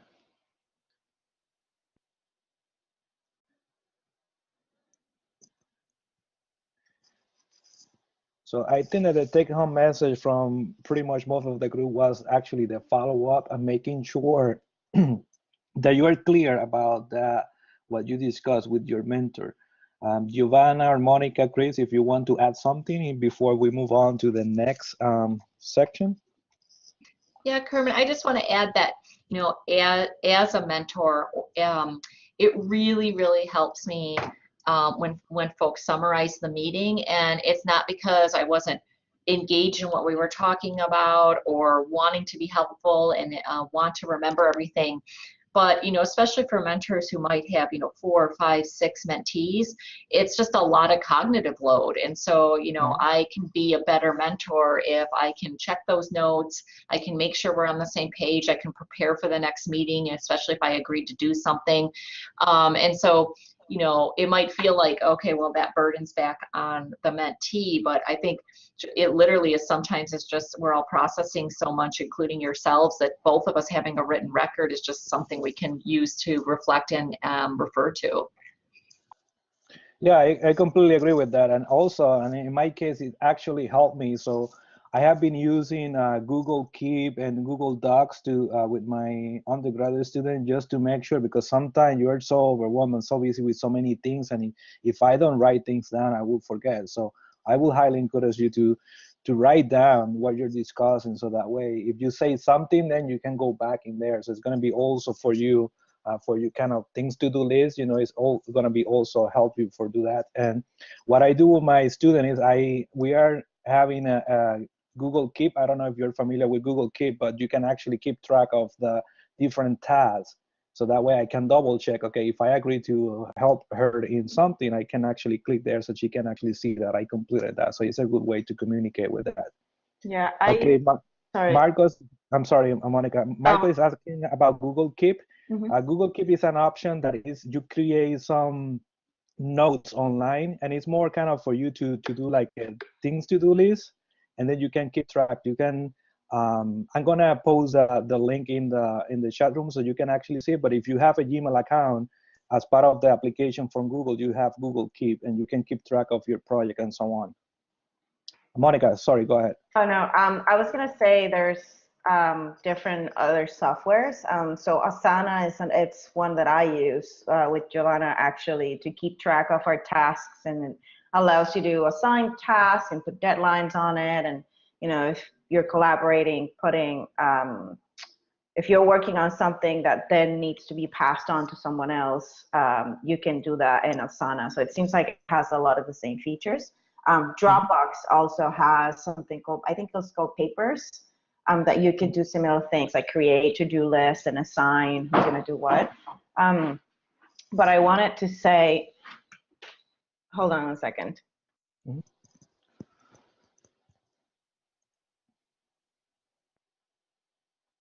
Sorry about that. What I wanted to say was that, and I wanted to really emphasize the importance of maybe ending meetings with, if it's appropriate for what you're talking about, of ending meetings with action items. So, you know, have clarity on if you're going to do experiments, like what experiments you're going to do. So have at least 2-3 action items of what you're going to do to follow up the discussion, or what the next steps are in a project, who's going to do what, so that expectations and responsibilities are clear. And that's something that is really important. Yeah, that's a great point, Monica. Thank you for sharing that. Yeah, I will highly encourage you that, so you can actually do a timeline or a progress report. So next time when you meet with your mentor, you say, okay, I was able to accomplish this, but I'm stuck in here. And, you know, and that way you can actually follow up and then ask a more specific question, you know, about that. So especially if you're doing any kind of data analysis, or you're working in a technique and you were supposed to read an article about that, you found the article, but you don't understand something in that article, that would be a good way to kind of follow up with that particular point. So having those action items is going to be actually key for that. So thank you for sharing that. We're going to move on to the next section now. So the next section that we have for you is going to be about the mentoring compact. So, and the mentoring compact is something that some people call it contract, some people call it compact. So you can go back and forward between them, but it's pretty much a document that you can actually create to make sure that you are in the same page and you have the same expectation with your mentor. Having these compacts are a good way for you to make sure that you have something in a document that you can actually go back and then double check that.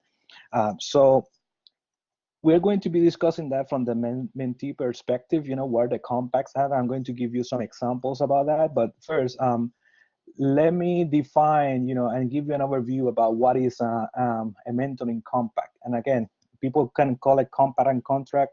Contract is more legally binding than compact. I prefer to use compact instead. This can be a document that you can discuss with your mentor and then even sign that up with that. But here is the description about that. It's a document that you are going to articulate your expectation between you and your mentor. It actually differs from the IDP, the Individual Development Plan, which I'm pretty sure some of you already hear about that, because the Individual Development Plan focuses in short and long-term career plan, whereas the mentoring compact is about the expectation for the research and that kind of interaction between you and your mentor. It focuses about the working relationship, and most likely in the daily and weekly basis, and they can be different and they vary in the format and the level of detail. So that is a call that you can between you and your mentor, you can actually decide how the mentoring compact needs to be. The rationale behind this is once again having the expectation clear having that expectation is really important for that mentor-mentee relationship. And again, you don't think that once you create this document with your mentor that you cannot change it. It's something that is ongoing. You can actually revisit that, and then making sure that whatever you decided or you agree on is actually working. And if it's not working, then you will have that kind of communication with your mentor to fix that. Excuse me. It also serves as a reference point, so you can actually see your progress. Okay, if you agree to say something, you have it there. You can actually go back and excuse me, make everything in visible. Sorry, water time. The other thing is like it clarifies and make all the levels of playing field in there. So once again, it's a document for you to align the expectation between you and your mentor. Excuse me. One of the domains that you need to consider for the mentoring compact is like, for example, you can, the mentor can be talking about what I expect from you, and here are some examples.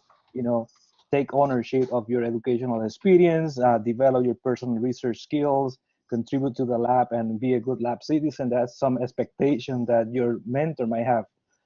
But you can also write your own expectation, like I will provide the means to pursue scientific direction of our team, you know, committed to mentoring you now, and so on. So here are some example about what should be included in the compact. Okay, so this document should be something that you discuss with your mentor in order to make sure that you have that in black and white. And some of the problem that happen in the mentor-mentee relationship is because of the misunderstanding and miscommunication about the expectations.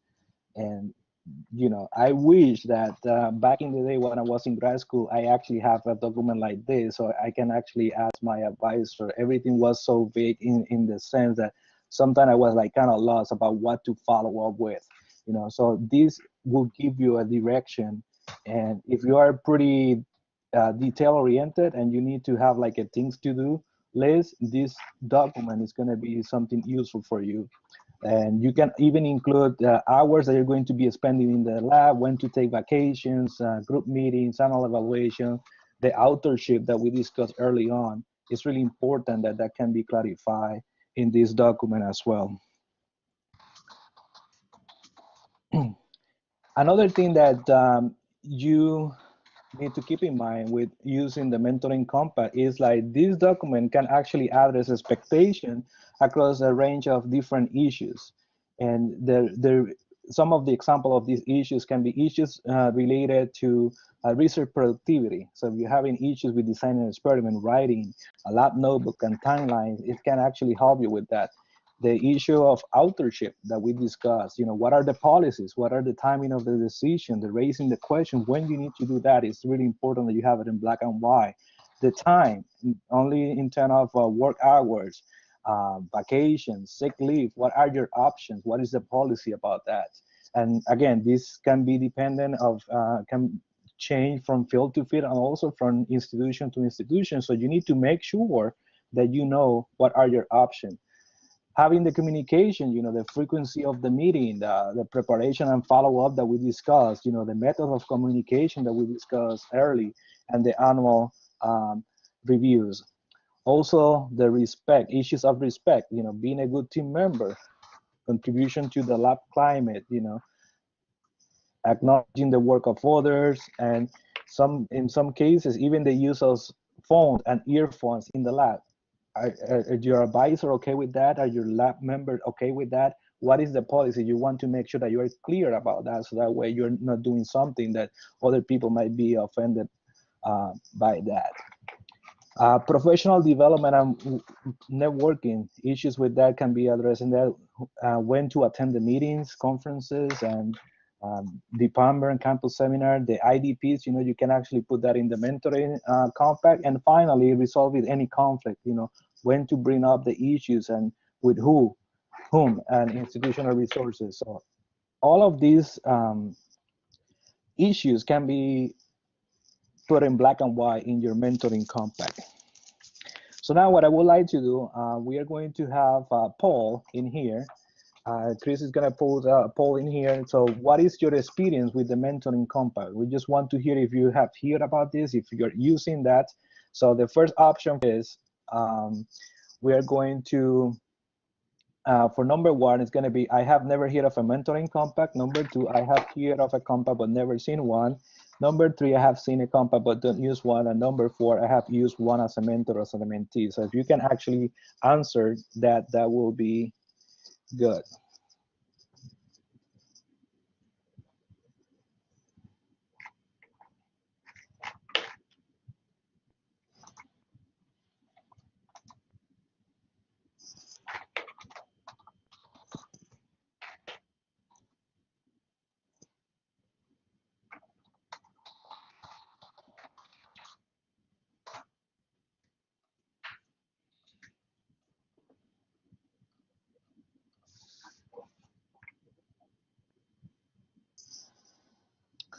Okay, it looks like a lot of you have never heard of a mentoring compact. So I think that that's almost everybody. So Chris, if you can please close the poll in there. So that's good to know. I mean, we hope that you actually consider that. You may want to recommend your mentor that you want to actually have something in writing, you know, and that way you can actually discuss that. You're going to see some examples, you know, but I will actually open the floor to have that conversation with your mentor. You know, if you feel that you don't have a clear expectation about what you should be doing, I will highly encourage you to actually sit down with your mentor and then draft together the mentoring compact.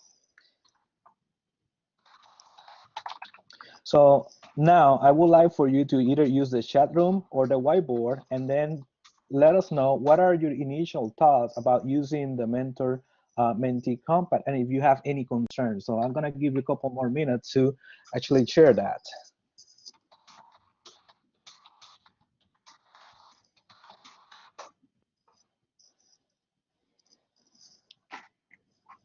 So share what you think about using this or any concern that you may have. You can use the chat room or you can actually post that in the whiteboard. I'm gonna paste that in the chat room so that way we have the questions in here. So I'm gonna give you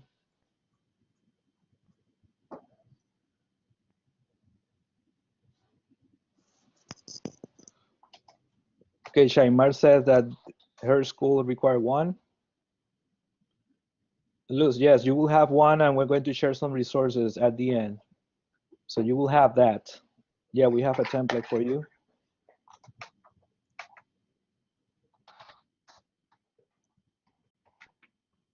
Yep, you're gonna see that. Okay, clear expectation. Contra the stipulate goals, objectives that can be too broad are open to modifications. Okay.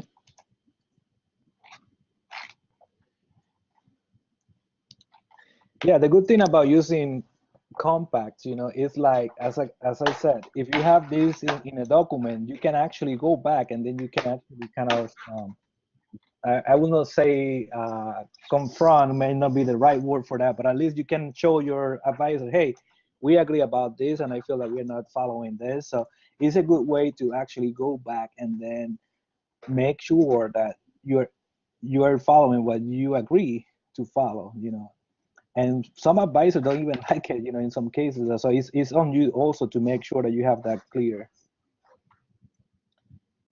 And yeah, Shaimar, I completely agree. It also makes them accountable for that, you know. So if they agree with you to do something, you know, that's also pretty good. Any concern that you have about the using the compact? Any concern before we move on?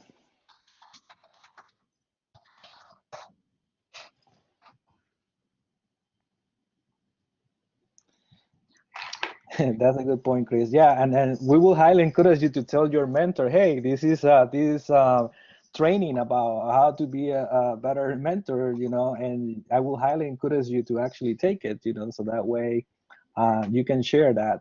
You can share. We're going to share some information at the end. We will highly encourage you also for you to participate in those as well. So there is some training.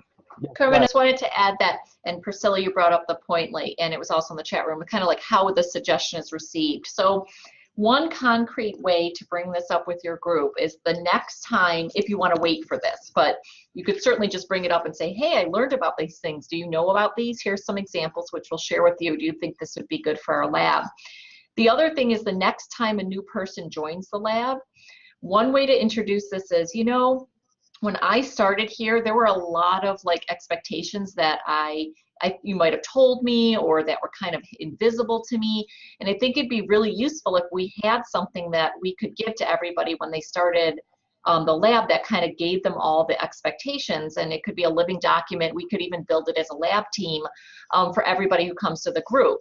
Then it's not kind of saying like we should have done this before or you should feel behind as a mentor that we don't have one. It's you suggesting how something to improve the lab. And then, you know, you could say, you know, I have some examples we could start with, and then it's really you starting to change the culture from the inside. Thank you, Chris, for sharing that. And anybody else have any concerns about it? Or anything that you want to share? Feel free to raise your hands or use the chat room.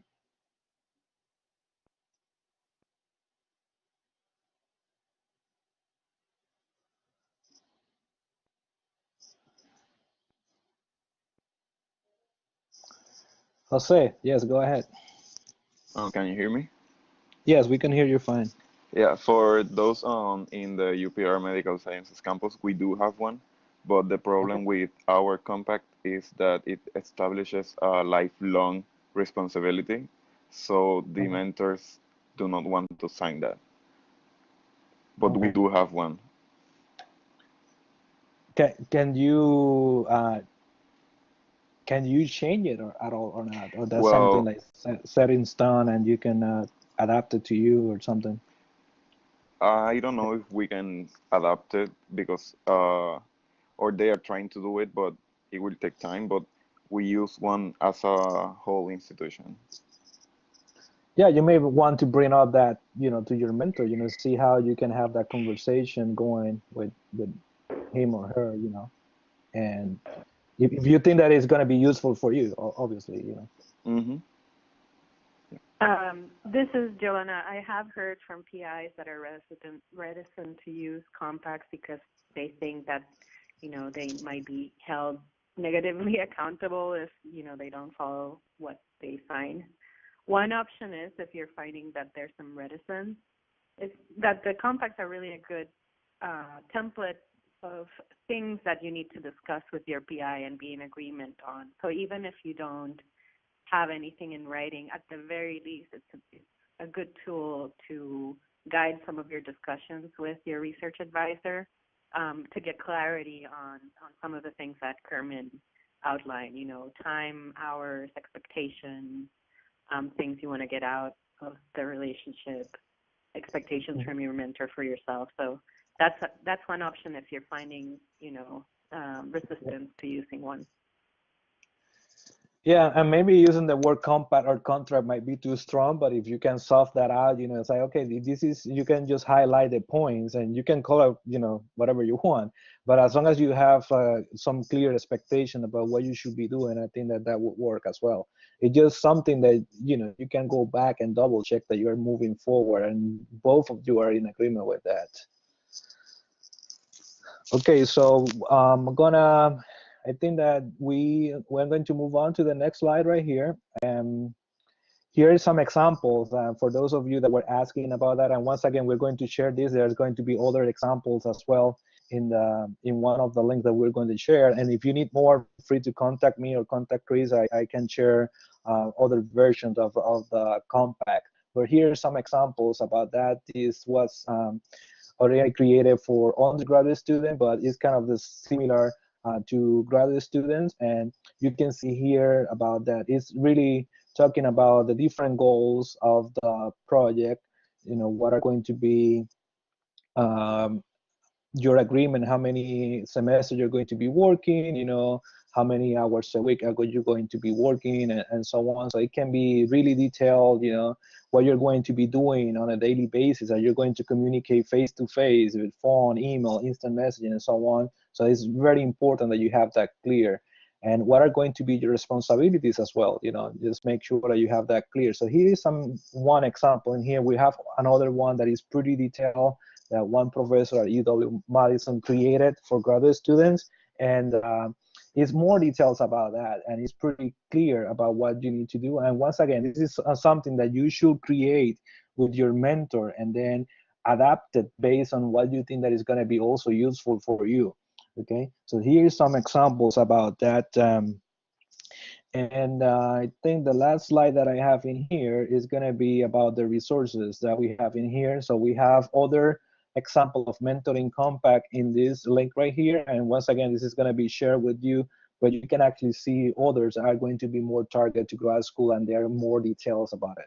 The whole point that we will really want to share with you is to actually make sure that you create this document with your mentor. So your expectation, that communication and that understanding about your relationship between you and your mentor is actually clear. And if you can have that in a black and white document, that's gonna be even better. So before I turn it back to Chris, do you have any questions about the mentoring compact or something that you want to share?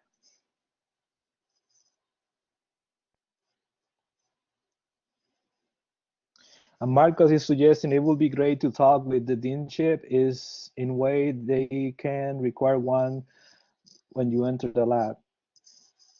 Yeah, that's gonna be a good idea if you can actually do that. The trick is to develop a compact with your mentor that benefit you both equally. Priscilla pointed that out. Yeah, that's why you need to sit down with your mentor, you know, and then making sure that you're on the same page. And again, this will help you to avoid those miscommunication, misunderstanding, you know, well, I thought that you said this, but now you're saying that, but we agree on this, you know, and that way you have that document in there to kind of go back. And if that is not clear, then you can actually update that compact, you know, and then make sure that is working for you.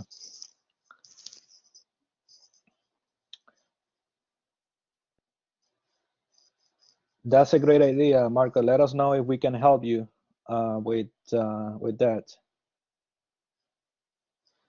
Yeah, the more specific, Priscilla, yeah, the more specific that you can be, yeah, avoid any kind of vague terms in there, you know, make sure that everything is clear, that you really mean what you mean, you know, like just making sure and your advisor or mentor understand that as well. That's pretty important, just to avoid any kind of misunderstanding. I don't know if Chris or Giovanna or Monica want to add something else before we transition to the next section. Yeah, I just wanted to say that in response to Priscilla's comment is it's actually kind of funny because sometimes when mentors start using these, they think, oh, it's going to be, we want it to be a short document. And then especially folks who revisit these, let's say once or twice a year with their group, is there's always something else to add where someone will say, well, it would have been better if that had been in our compact. And so one of the long ones you'll see if you explore these examples is something like 4 pages long. And the reason it became 4 pages is because over the years, the mentees have keep bringing up things that they say that should be in the compact. And it turned it, because it just got more and more specific. So I think you're absolutely right. But I think it's really important is that as those things raise, you avoid those issues in the future if you can address them directly when they really happen and add them so everybody knows. Hey, Chris and Kermin. I wanted to ask, like, what is the benefit of having like a written document that, you know, you can both share and like maybe even like sign versus using this document as a guide to a conversation? Like, do people, is it better to have the written one, or, you know, can you use it as just a guideline to have a conversation? Yeah, I can jump in and see what Kermin thinks. I think it depends on the relationship. So I absolutely agree that, you know, we always tell mentors when we're training them is this, you should use this. Everybody seems to agree that outlining expectations should be really important. Although it's interesting because some mentors will say that what this raises to them in their consciousness is that they really do philosophically believe people should figure it out on their own. That they had never said that out loud, but they don't want to use it because that's what they believe. Which is so interesting because, you know, I often come back and say, well, what's the harm in giving everybody the same information? But if you philosophically believe that that's part of the game and people have to figure it out, it's important that you recognize that and you tell your mentees that, because that's an expectation. You know, that's a longer conversation about how that disadvantages certain groups, but we'll get to that. We won't get to that today. But one of the things that's important to remember, and what we say, is that if you're going to use compacts for especially undergrads or early grad students, remember that you're going to have to take into consideration how empowered they are to talk about what they need in the document. So part of the reason you know, it's a great framework for discussion if both people feel that they can be honest and open about what's expected. If the mentee is just like, yeah, that sounds great, okay, that sounds great, then starting with something that lays it all out, including what the mentee can expect from the mentor, means that document needs to be revisited, but it's getting that all on the table before they might be in a place in their relationship where they could push back on the discussion. So that's just one thing to consider, is that early on, sometimes having the whole written thing with the offer for people to add to it is important. The other thing is that, and people on this webinar might want to add to this, is, I don't know about you, but when I started, I didn't know what to ask for. I didn't even know what questions were asked, and even if I had the questions, I didn't know what I could say about, like, for example, hours, how many hours should I be expected to work. So I think that having the questions there, sometimes we're not early on aren't prepared to give answers anyway. So those are just all considerations. But I'll tell you, there's no study out there saying one form is better than the other and for whom it's better. That would be a cool study to do. Kermin, I don't know what you want to add. Yeah, I completely agree with that. The other thing is, like, if you're really early on in your career, you know, especially in your graduate school, that might, and having this conversation with your mentor may be a good thing to do, because it might raise a red flag, you know, about how this person is going to be with you and your career. You know, if a person is not willing to sit down with you and then clarify the expectations and the goals that you need to do in order to complete your PhD, that is telling you something, you know. So it's actually raising a red flag, you know. Obviously, I'm not saying that you need to switch advisor or anything like that. I'm not implying that, but it's going to be a good way for you to reflect on that. And then you need to make your call if this person is the right person for me to be a mentor. Okay, so just keep that in mind, you know, that having something is in black and white is really important. Anybody else want to add something before we move on to the next section?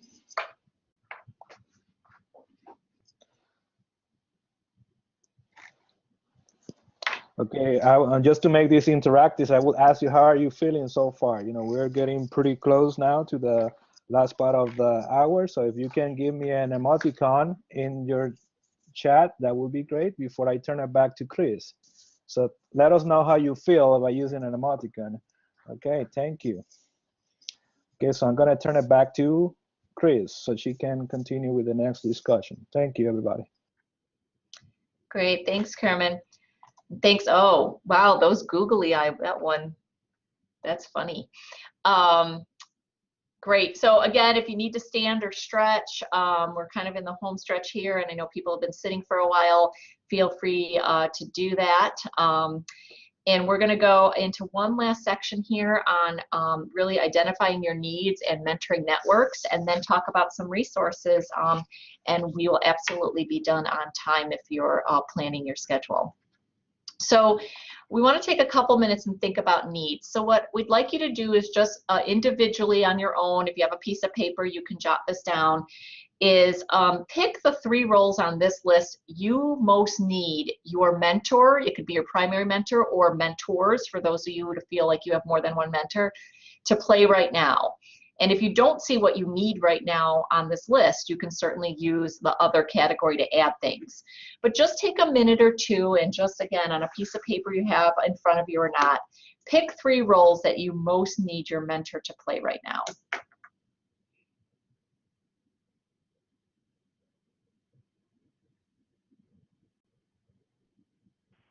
Chris, can you read them out for the people on the phone?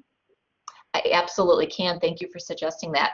So the list is teach by example, train you in disciplinary research, improve your communication skills, provide or help you find funding, provide growth experiences, help build your self-confidence, promote your professional behavior, manage your career, help you focus and prioritize, offer encouragement, give feedback, facilitate networking with colleagues, and help you navigate the institution or other. And one of the comments in the chat is, how about all the above? So I'm actually I agree that we all need many things, but I'm really gonna encourage you to prioritize 3 right now. Of course, if you have 20 needs, they all should be met, and thinking about how to have those met is important. But pick the 3 that are most important to you right now. And it could be most important to you in the next month. It doesn't have to be the next year. Use whatever time frame makes sense to you. And you're welcome to share them in the chat window if you want to, or just keep them for yourself personally, that's fine.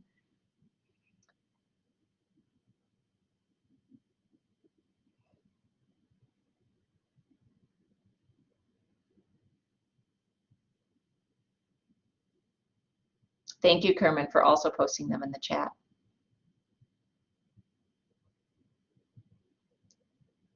Great. So as you're thinking, and you can see, I think one of the first things you see is everybody needs different stuff.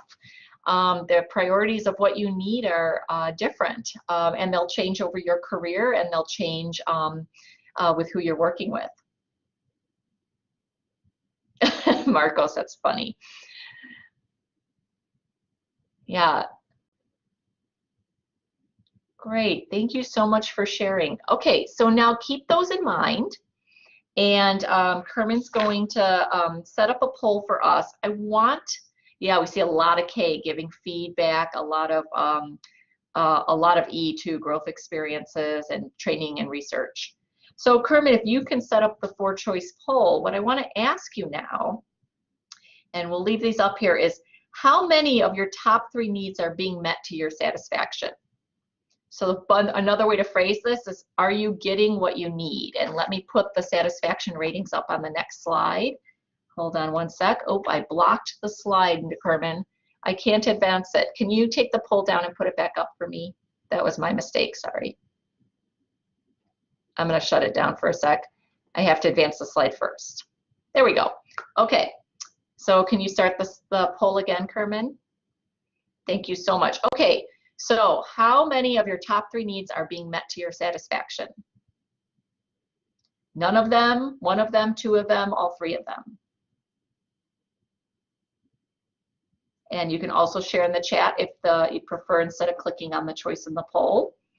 And for those on the phone, you can just think about how many are being met.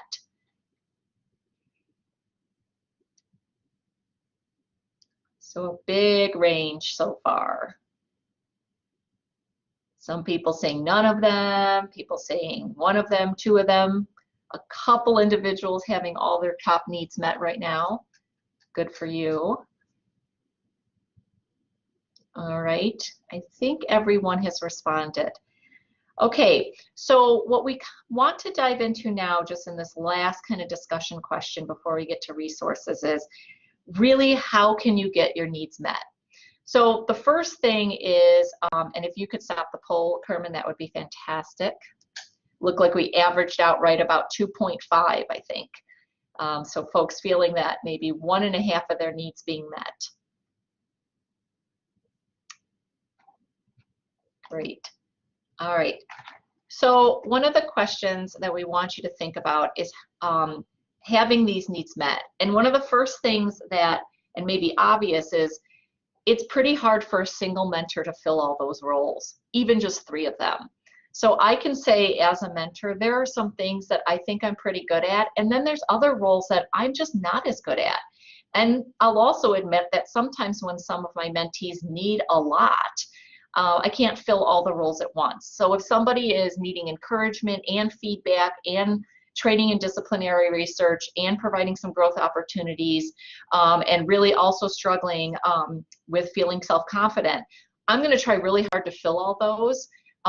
But if I'm trying to do that across multiple people, there's a point at which I may not be as effective as a single individual. And so one of the things we really promoted, and I know that that's part of the program as well, that is a huge core-ish priority, is finding mentors to fill the roles that you need to be filled. And so making yourself a network of mentors, surrounding yourself by multiple mentors, a team of mentors. And those can be peer mentors, those could be people who are more senior to you. Some of you might even include people in your family in that mentoring mosaic, what it's often called. So what we'd like you to share in chat or raise your hand is, how do you find those mentors? So let's imagine that everyone, most of you had at least one of the needs was not being fulfilled to your satisfaction, your priority needs. How could you find someone to fill that need? So I'll give you a minute to think about that. And again, you can share in the chat or raise your hand. Is how do you find other mentors to fill those roles?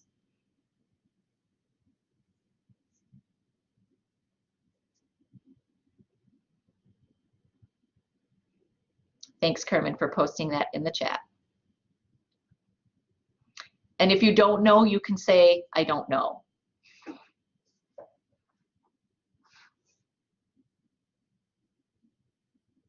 Okay. I realize I should make that an option. And if anybody has some good ideas of how to find those mentors, we'd love to hear them.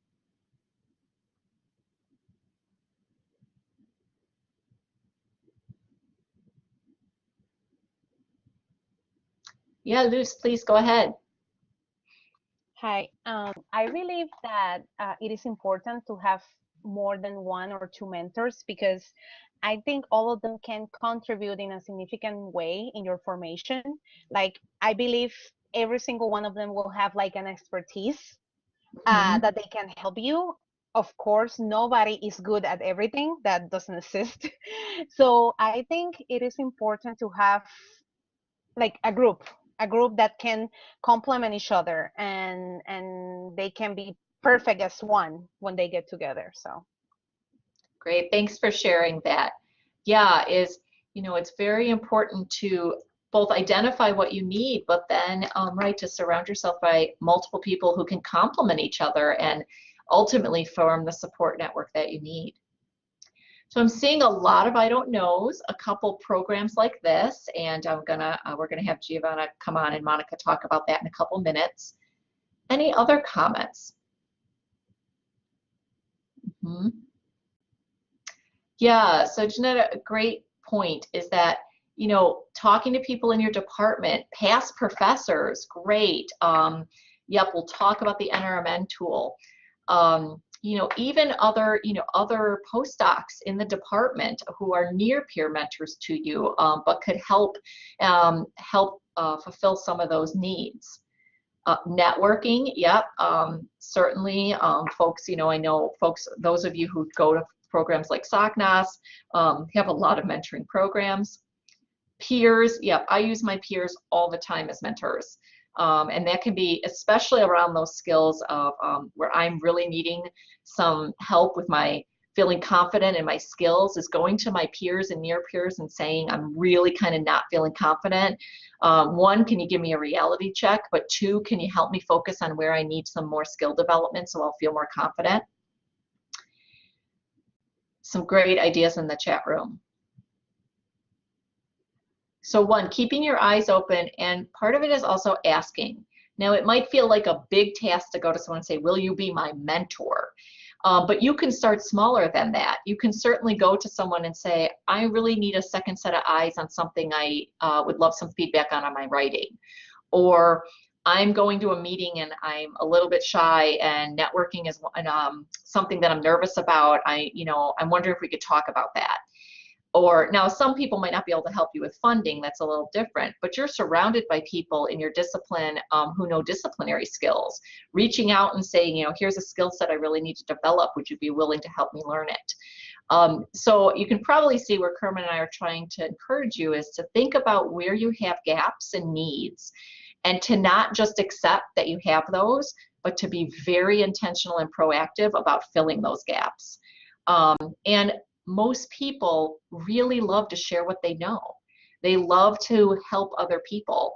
Not everyone, you'll get some no's, but a lot of times we aren't sure that people need help with something, especially if it's concrete. But it's going to start with you having to think about what you need. I'm going to be much more responsive to someone who comes up to me and says, here's the specific thing I need, versus someone saying, can you just be a mentor to me and help me out?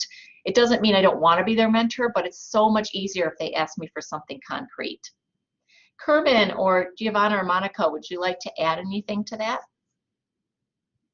And I know we'll get to talking about the programs in a minute.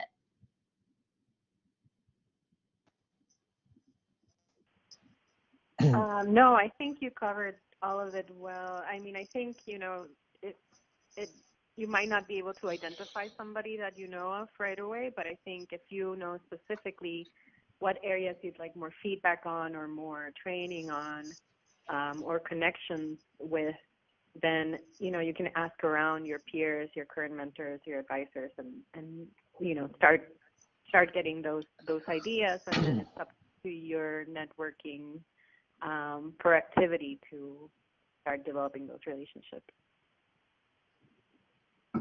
Thank you. Kermin?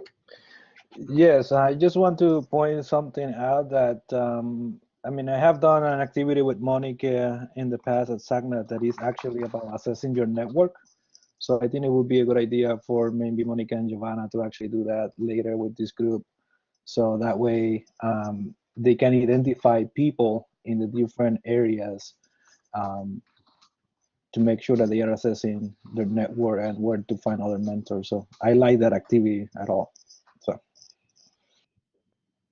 Yeah, we sometimes talk about building mentoring maps and kind of seeing who's playing what roles and things like that. I think that would be a great activity for the group. I think it's a fantastic suggestion. I think, Monica and Giovanna, we've left you with lots of sessions for future ideas, hopefully not more than you can handle. I think particularly for the networking map, I think we can at least send that to the students. I mean, we'd have to look at the schedule to see if we can fit it somewhere, but we can definitely send the sheet. And I think it'd be helpful for people to kind of sit down and map things out. Great.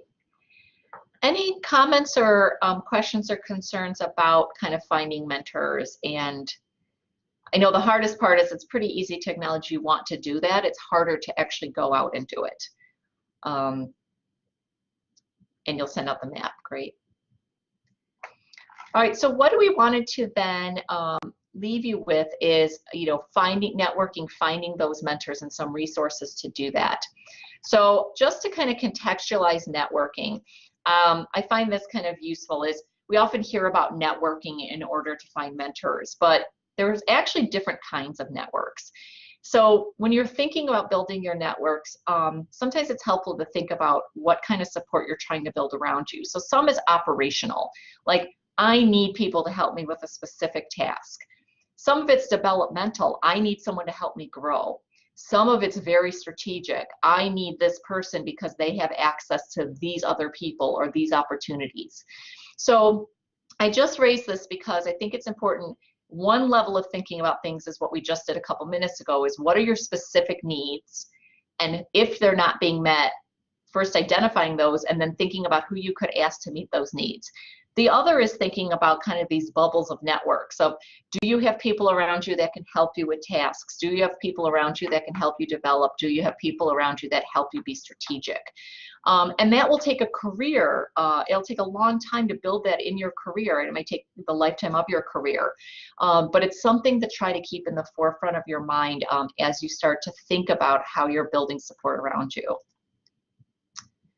So one thing, and it got mentioned in the chat, that I wanted to introduce you to is NRMN, which is the National Research Mentoring Network. And I'm one of the PIs for this particular grant, and can I see just by a show of thumbs up or thumbs down if you've heard of NRMN before?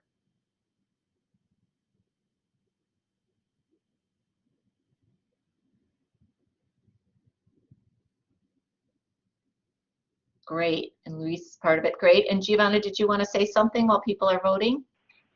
Oh, no, I was just raising my hand to say I've heard of it. Okay, great. So it looks like some people have heard of it. Looks like one person's actually engaged in it, and one person's down, and Marcos volunteers. Great. So NRMN has a lot of programs, and I'll talk to you about some of those programs. But one in particular that I want to raise now is it actually is a platform for mentoring and networking.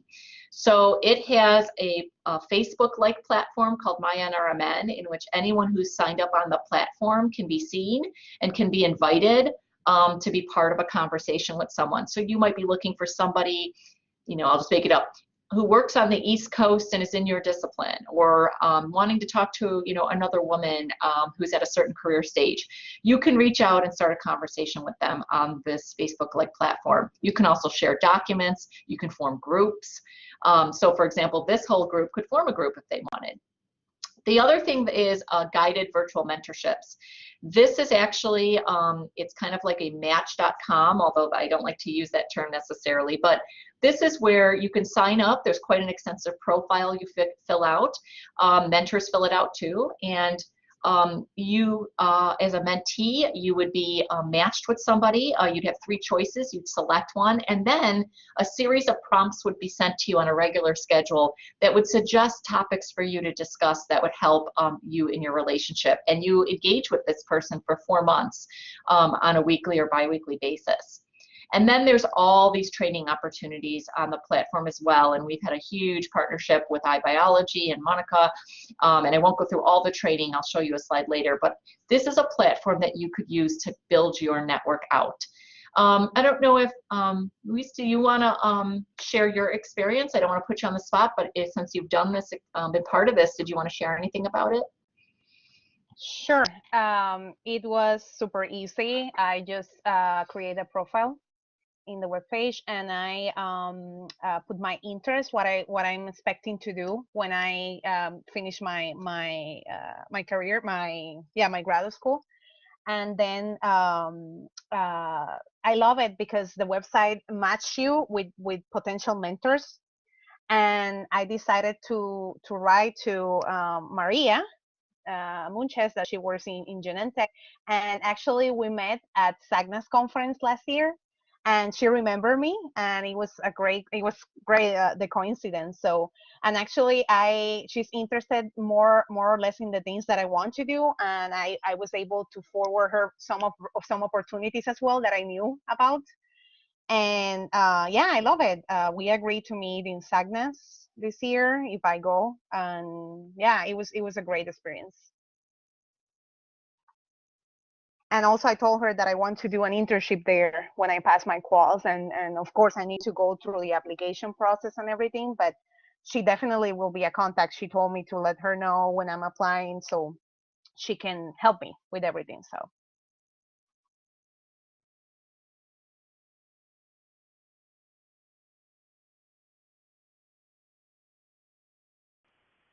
I just wanted to share that Gracia and I actually met through a match on NRMN. We talked for a couple of months, and that's actually how she found out about YCA.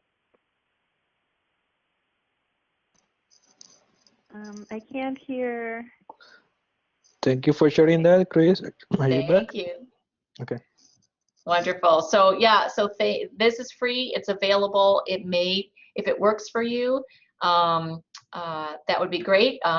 You can sign up through nrmn.net.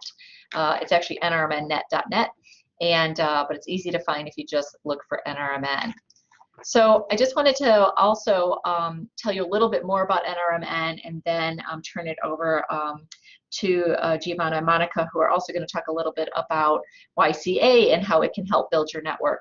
So the goals of NRMN are really to help enhance the size, quality, and diversity and productivity of the biomedical workforce. And I just talked to you a little bit about our activities in increasing matching and linking of mentors and mentees. We also provide lots of training for mentors, grantsmanship coaches, career coaches, and mentees. And so what you're experiencing today is some of the training that we built for trainees of your career stage. It's just a little piece of it, but that's the kind of work we do. We also try to link you to resources and career development opportunities, and iBiology has been a great partner for that. And then also promoting the value of mentoring, as you've heard us talk about today. And so this is just, again, to show you those programs. This is the website when you come on the home page for your own program, your MyNRMN, which is that Facebook-like function, the guided virtual mentorship, which is the matching and all the training components, and how our 4 goals lay on these. And I won't go through all of these, but this is basically the map of all the programs available. So there are the ones I told you about in matching and linking, all of the training programs and webinars, and we also have a huge ambassador program, and how the different career stages that we're addressing and where programs are. So the green mean they're available, and the yellow just mean that we're working on them, and we hope to bring them to you soon. If you have any questions, we're happy to answer them about NRMN via email after this as well. Yes, Andrea Vaz, she is from your institution, and she is actually one of the associate directors of one of the big program cores for NRMN. I get to work with her a lot, and Kermin and I actually were in Puerto Rico doing mentor training for that part of her NRMN program. When were we there, Kermin? I can't remember what month we were there last year. That We was traveled November. Yeah. Yes. So that was wonderful to be there and to meet lots of mentors who participated in a lot of training. And Giovanna's, yeah, there's a wonderful leadership program for more senior folks called Promise that she's participating in. So I encourage you to check it out. Lots of career opportunities. So I'm going to pass things on over to Giovanna or Monica. I'm not sure which of you want to talk about this or both. I can go ahead.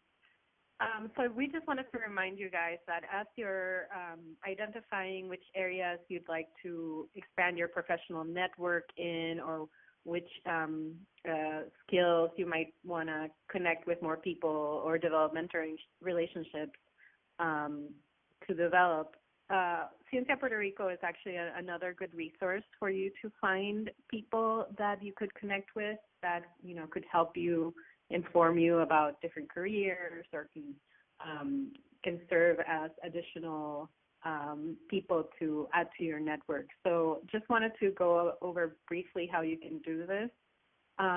You all have accounts on Ciencia Puerto Rico. If you're logged in, you can access the advanced member search, and that allows you to search for experts or members based on any different parameters you might think of. So institution, geography, career type, training stage, if you are interested in perhaps connecting with postdocs or other graduate students, field of study, job titles, and, you know, many other features.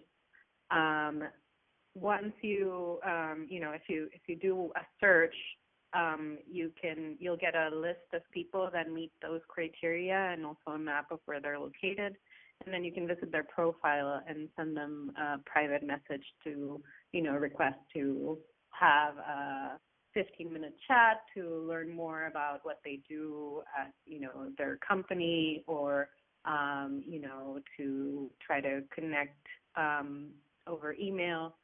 You could even invite them to actually join you on NRMN and become part of a more guided mentoring program. So just wanted to mention that.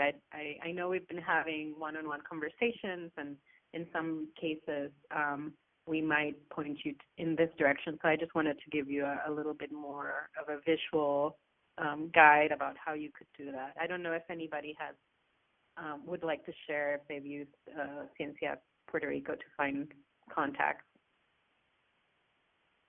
But if not, now you know how to do it. Great, thanks so much. Any comments or questions about that?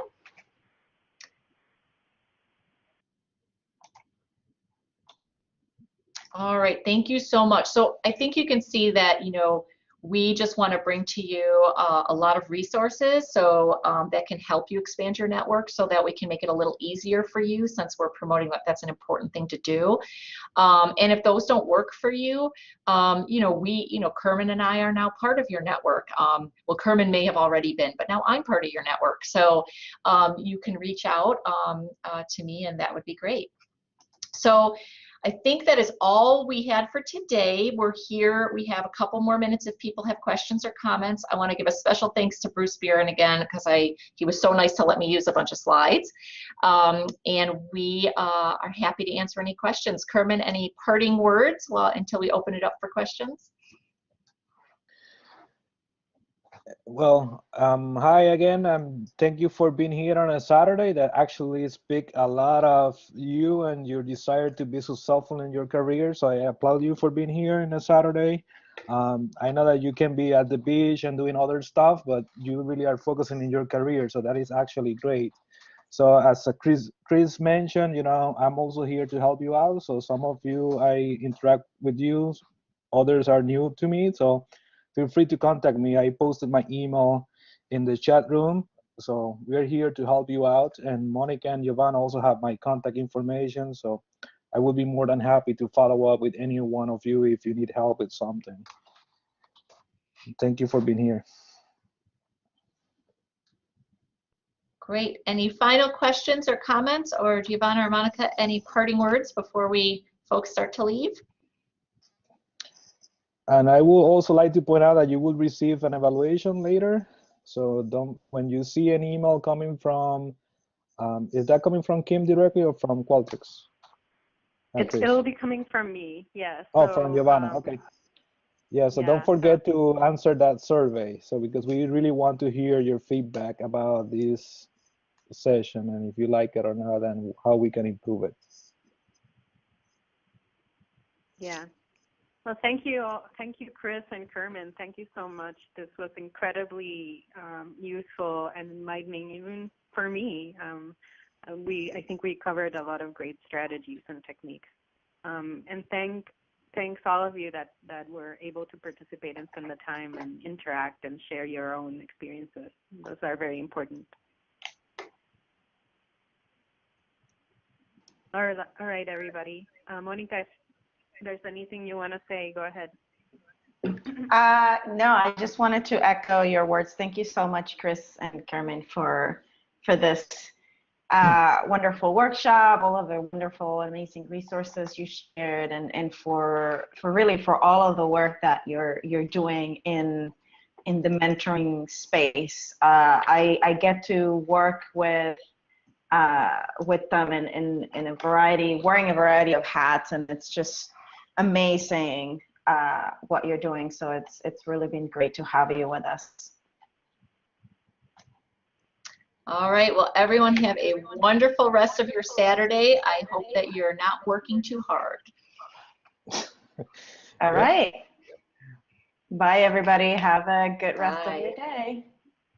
Bye, everybody. Thank you, you too. Thanks, Giovanna and Gracia. See you soon.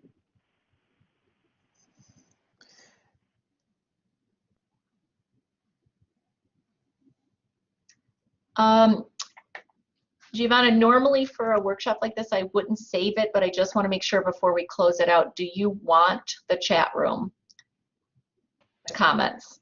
I saved them, yes. If you could send that to me, that would be great. Just for if we might need them for evaluation purposes down the line, that would be good. Okay, I will. It's a little messy, but I will copy it and paste it, and at least you'll have it if you want it. Okay, great. Thank you. Yeah, sometimes it helps. Monica and I do a yearly review of the sessions, and sometimes the chats help. You betcha. Yeah. Yeah, I there was I got the also good suggestions in there too. So Yeah. yeah. I think that would be good to follow up with that.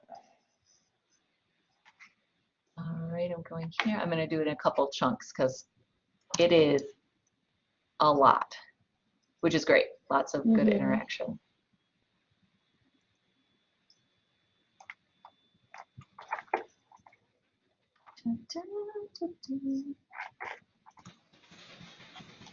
I also have a copy of the screenshots when they were writing. Yep, I got it too. I actually pasted it in Word, so that one document with all the strategies is in one Word doc now. Sounds good. So that's great. Thank Keep what you, you have guys. just in case you didn't get it. Well, once you close the room, you lose it. So I want to make sure you have it. Thanks for remembering to ask about that. All right, almost got it all.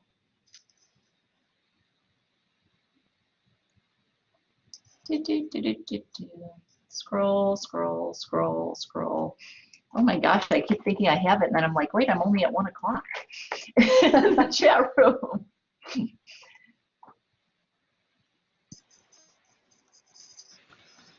And I think do you like the platform, Giovanna, or? Yeah, I was just typing back my comment on Skype. Okay. Yeah, it's a really nice platform. I also really thought you guys made it the most interactive workshop we've had so far. So We like to push. We love to push the boundaries online. Kermin knows it's like a personal thing. It's like I love to see how far you can do it. Yeah, and it's very, very much active learning, which I also really like. Yeah, it takes a while to get used to it, but when you know how to play with all the tools, you know, it's good. Yeah, Kermin's like the pro now. Did Giovanna, does she know what you're doing right now in terms of all your teaching for the trial? No, she doesn't. No, what's that? Tell me. You want to share it, Chris? Well, so we're doing a random. You know what I can share and what I cannot, so I don't want to mess up. Oh, it's okay. We can tell her it's fine. She's not at one of the institutions. We're conducting a randomized control trial of research mentor training, 8 hours of research mentor training in this platform for about 200 mentors from across 30 sites across the country. And then one of the sessions is an intervention and control that we're testing. And so there's facilitators all over the country who are doing 2 sessions a week for 8 weeks. And Kermin's one of them. He is like teaching a lot, but it's pretty awesome. It's like we're doing 16 sections this summer. Oh my gosh, wow. Oh yeah, you had mentioned that you were very busy this summer. I can understand why now. So I don't know, Kermin. Yeah. Behind the scene, putting all the slides and all the material for us. So she's really busy. Oh, it's fun. I love doing that stuff. And you guys are doing great. So anyway, that's why it was fun but part of the reason we wanted to use this space was because we were so comfortable because we're living in it every week right now. Yeah, no, I completely appreciated that. And your folks did great. They adapted right away. I know there were a couple connection issues, which, sometimes happen, but in general, they just jumped right in, which was awesome. Yeah, I think they're pretty used to the, online discussion by now. And this group is very interactive.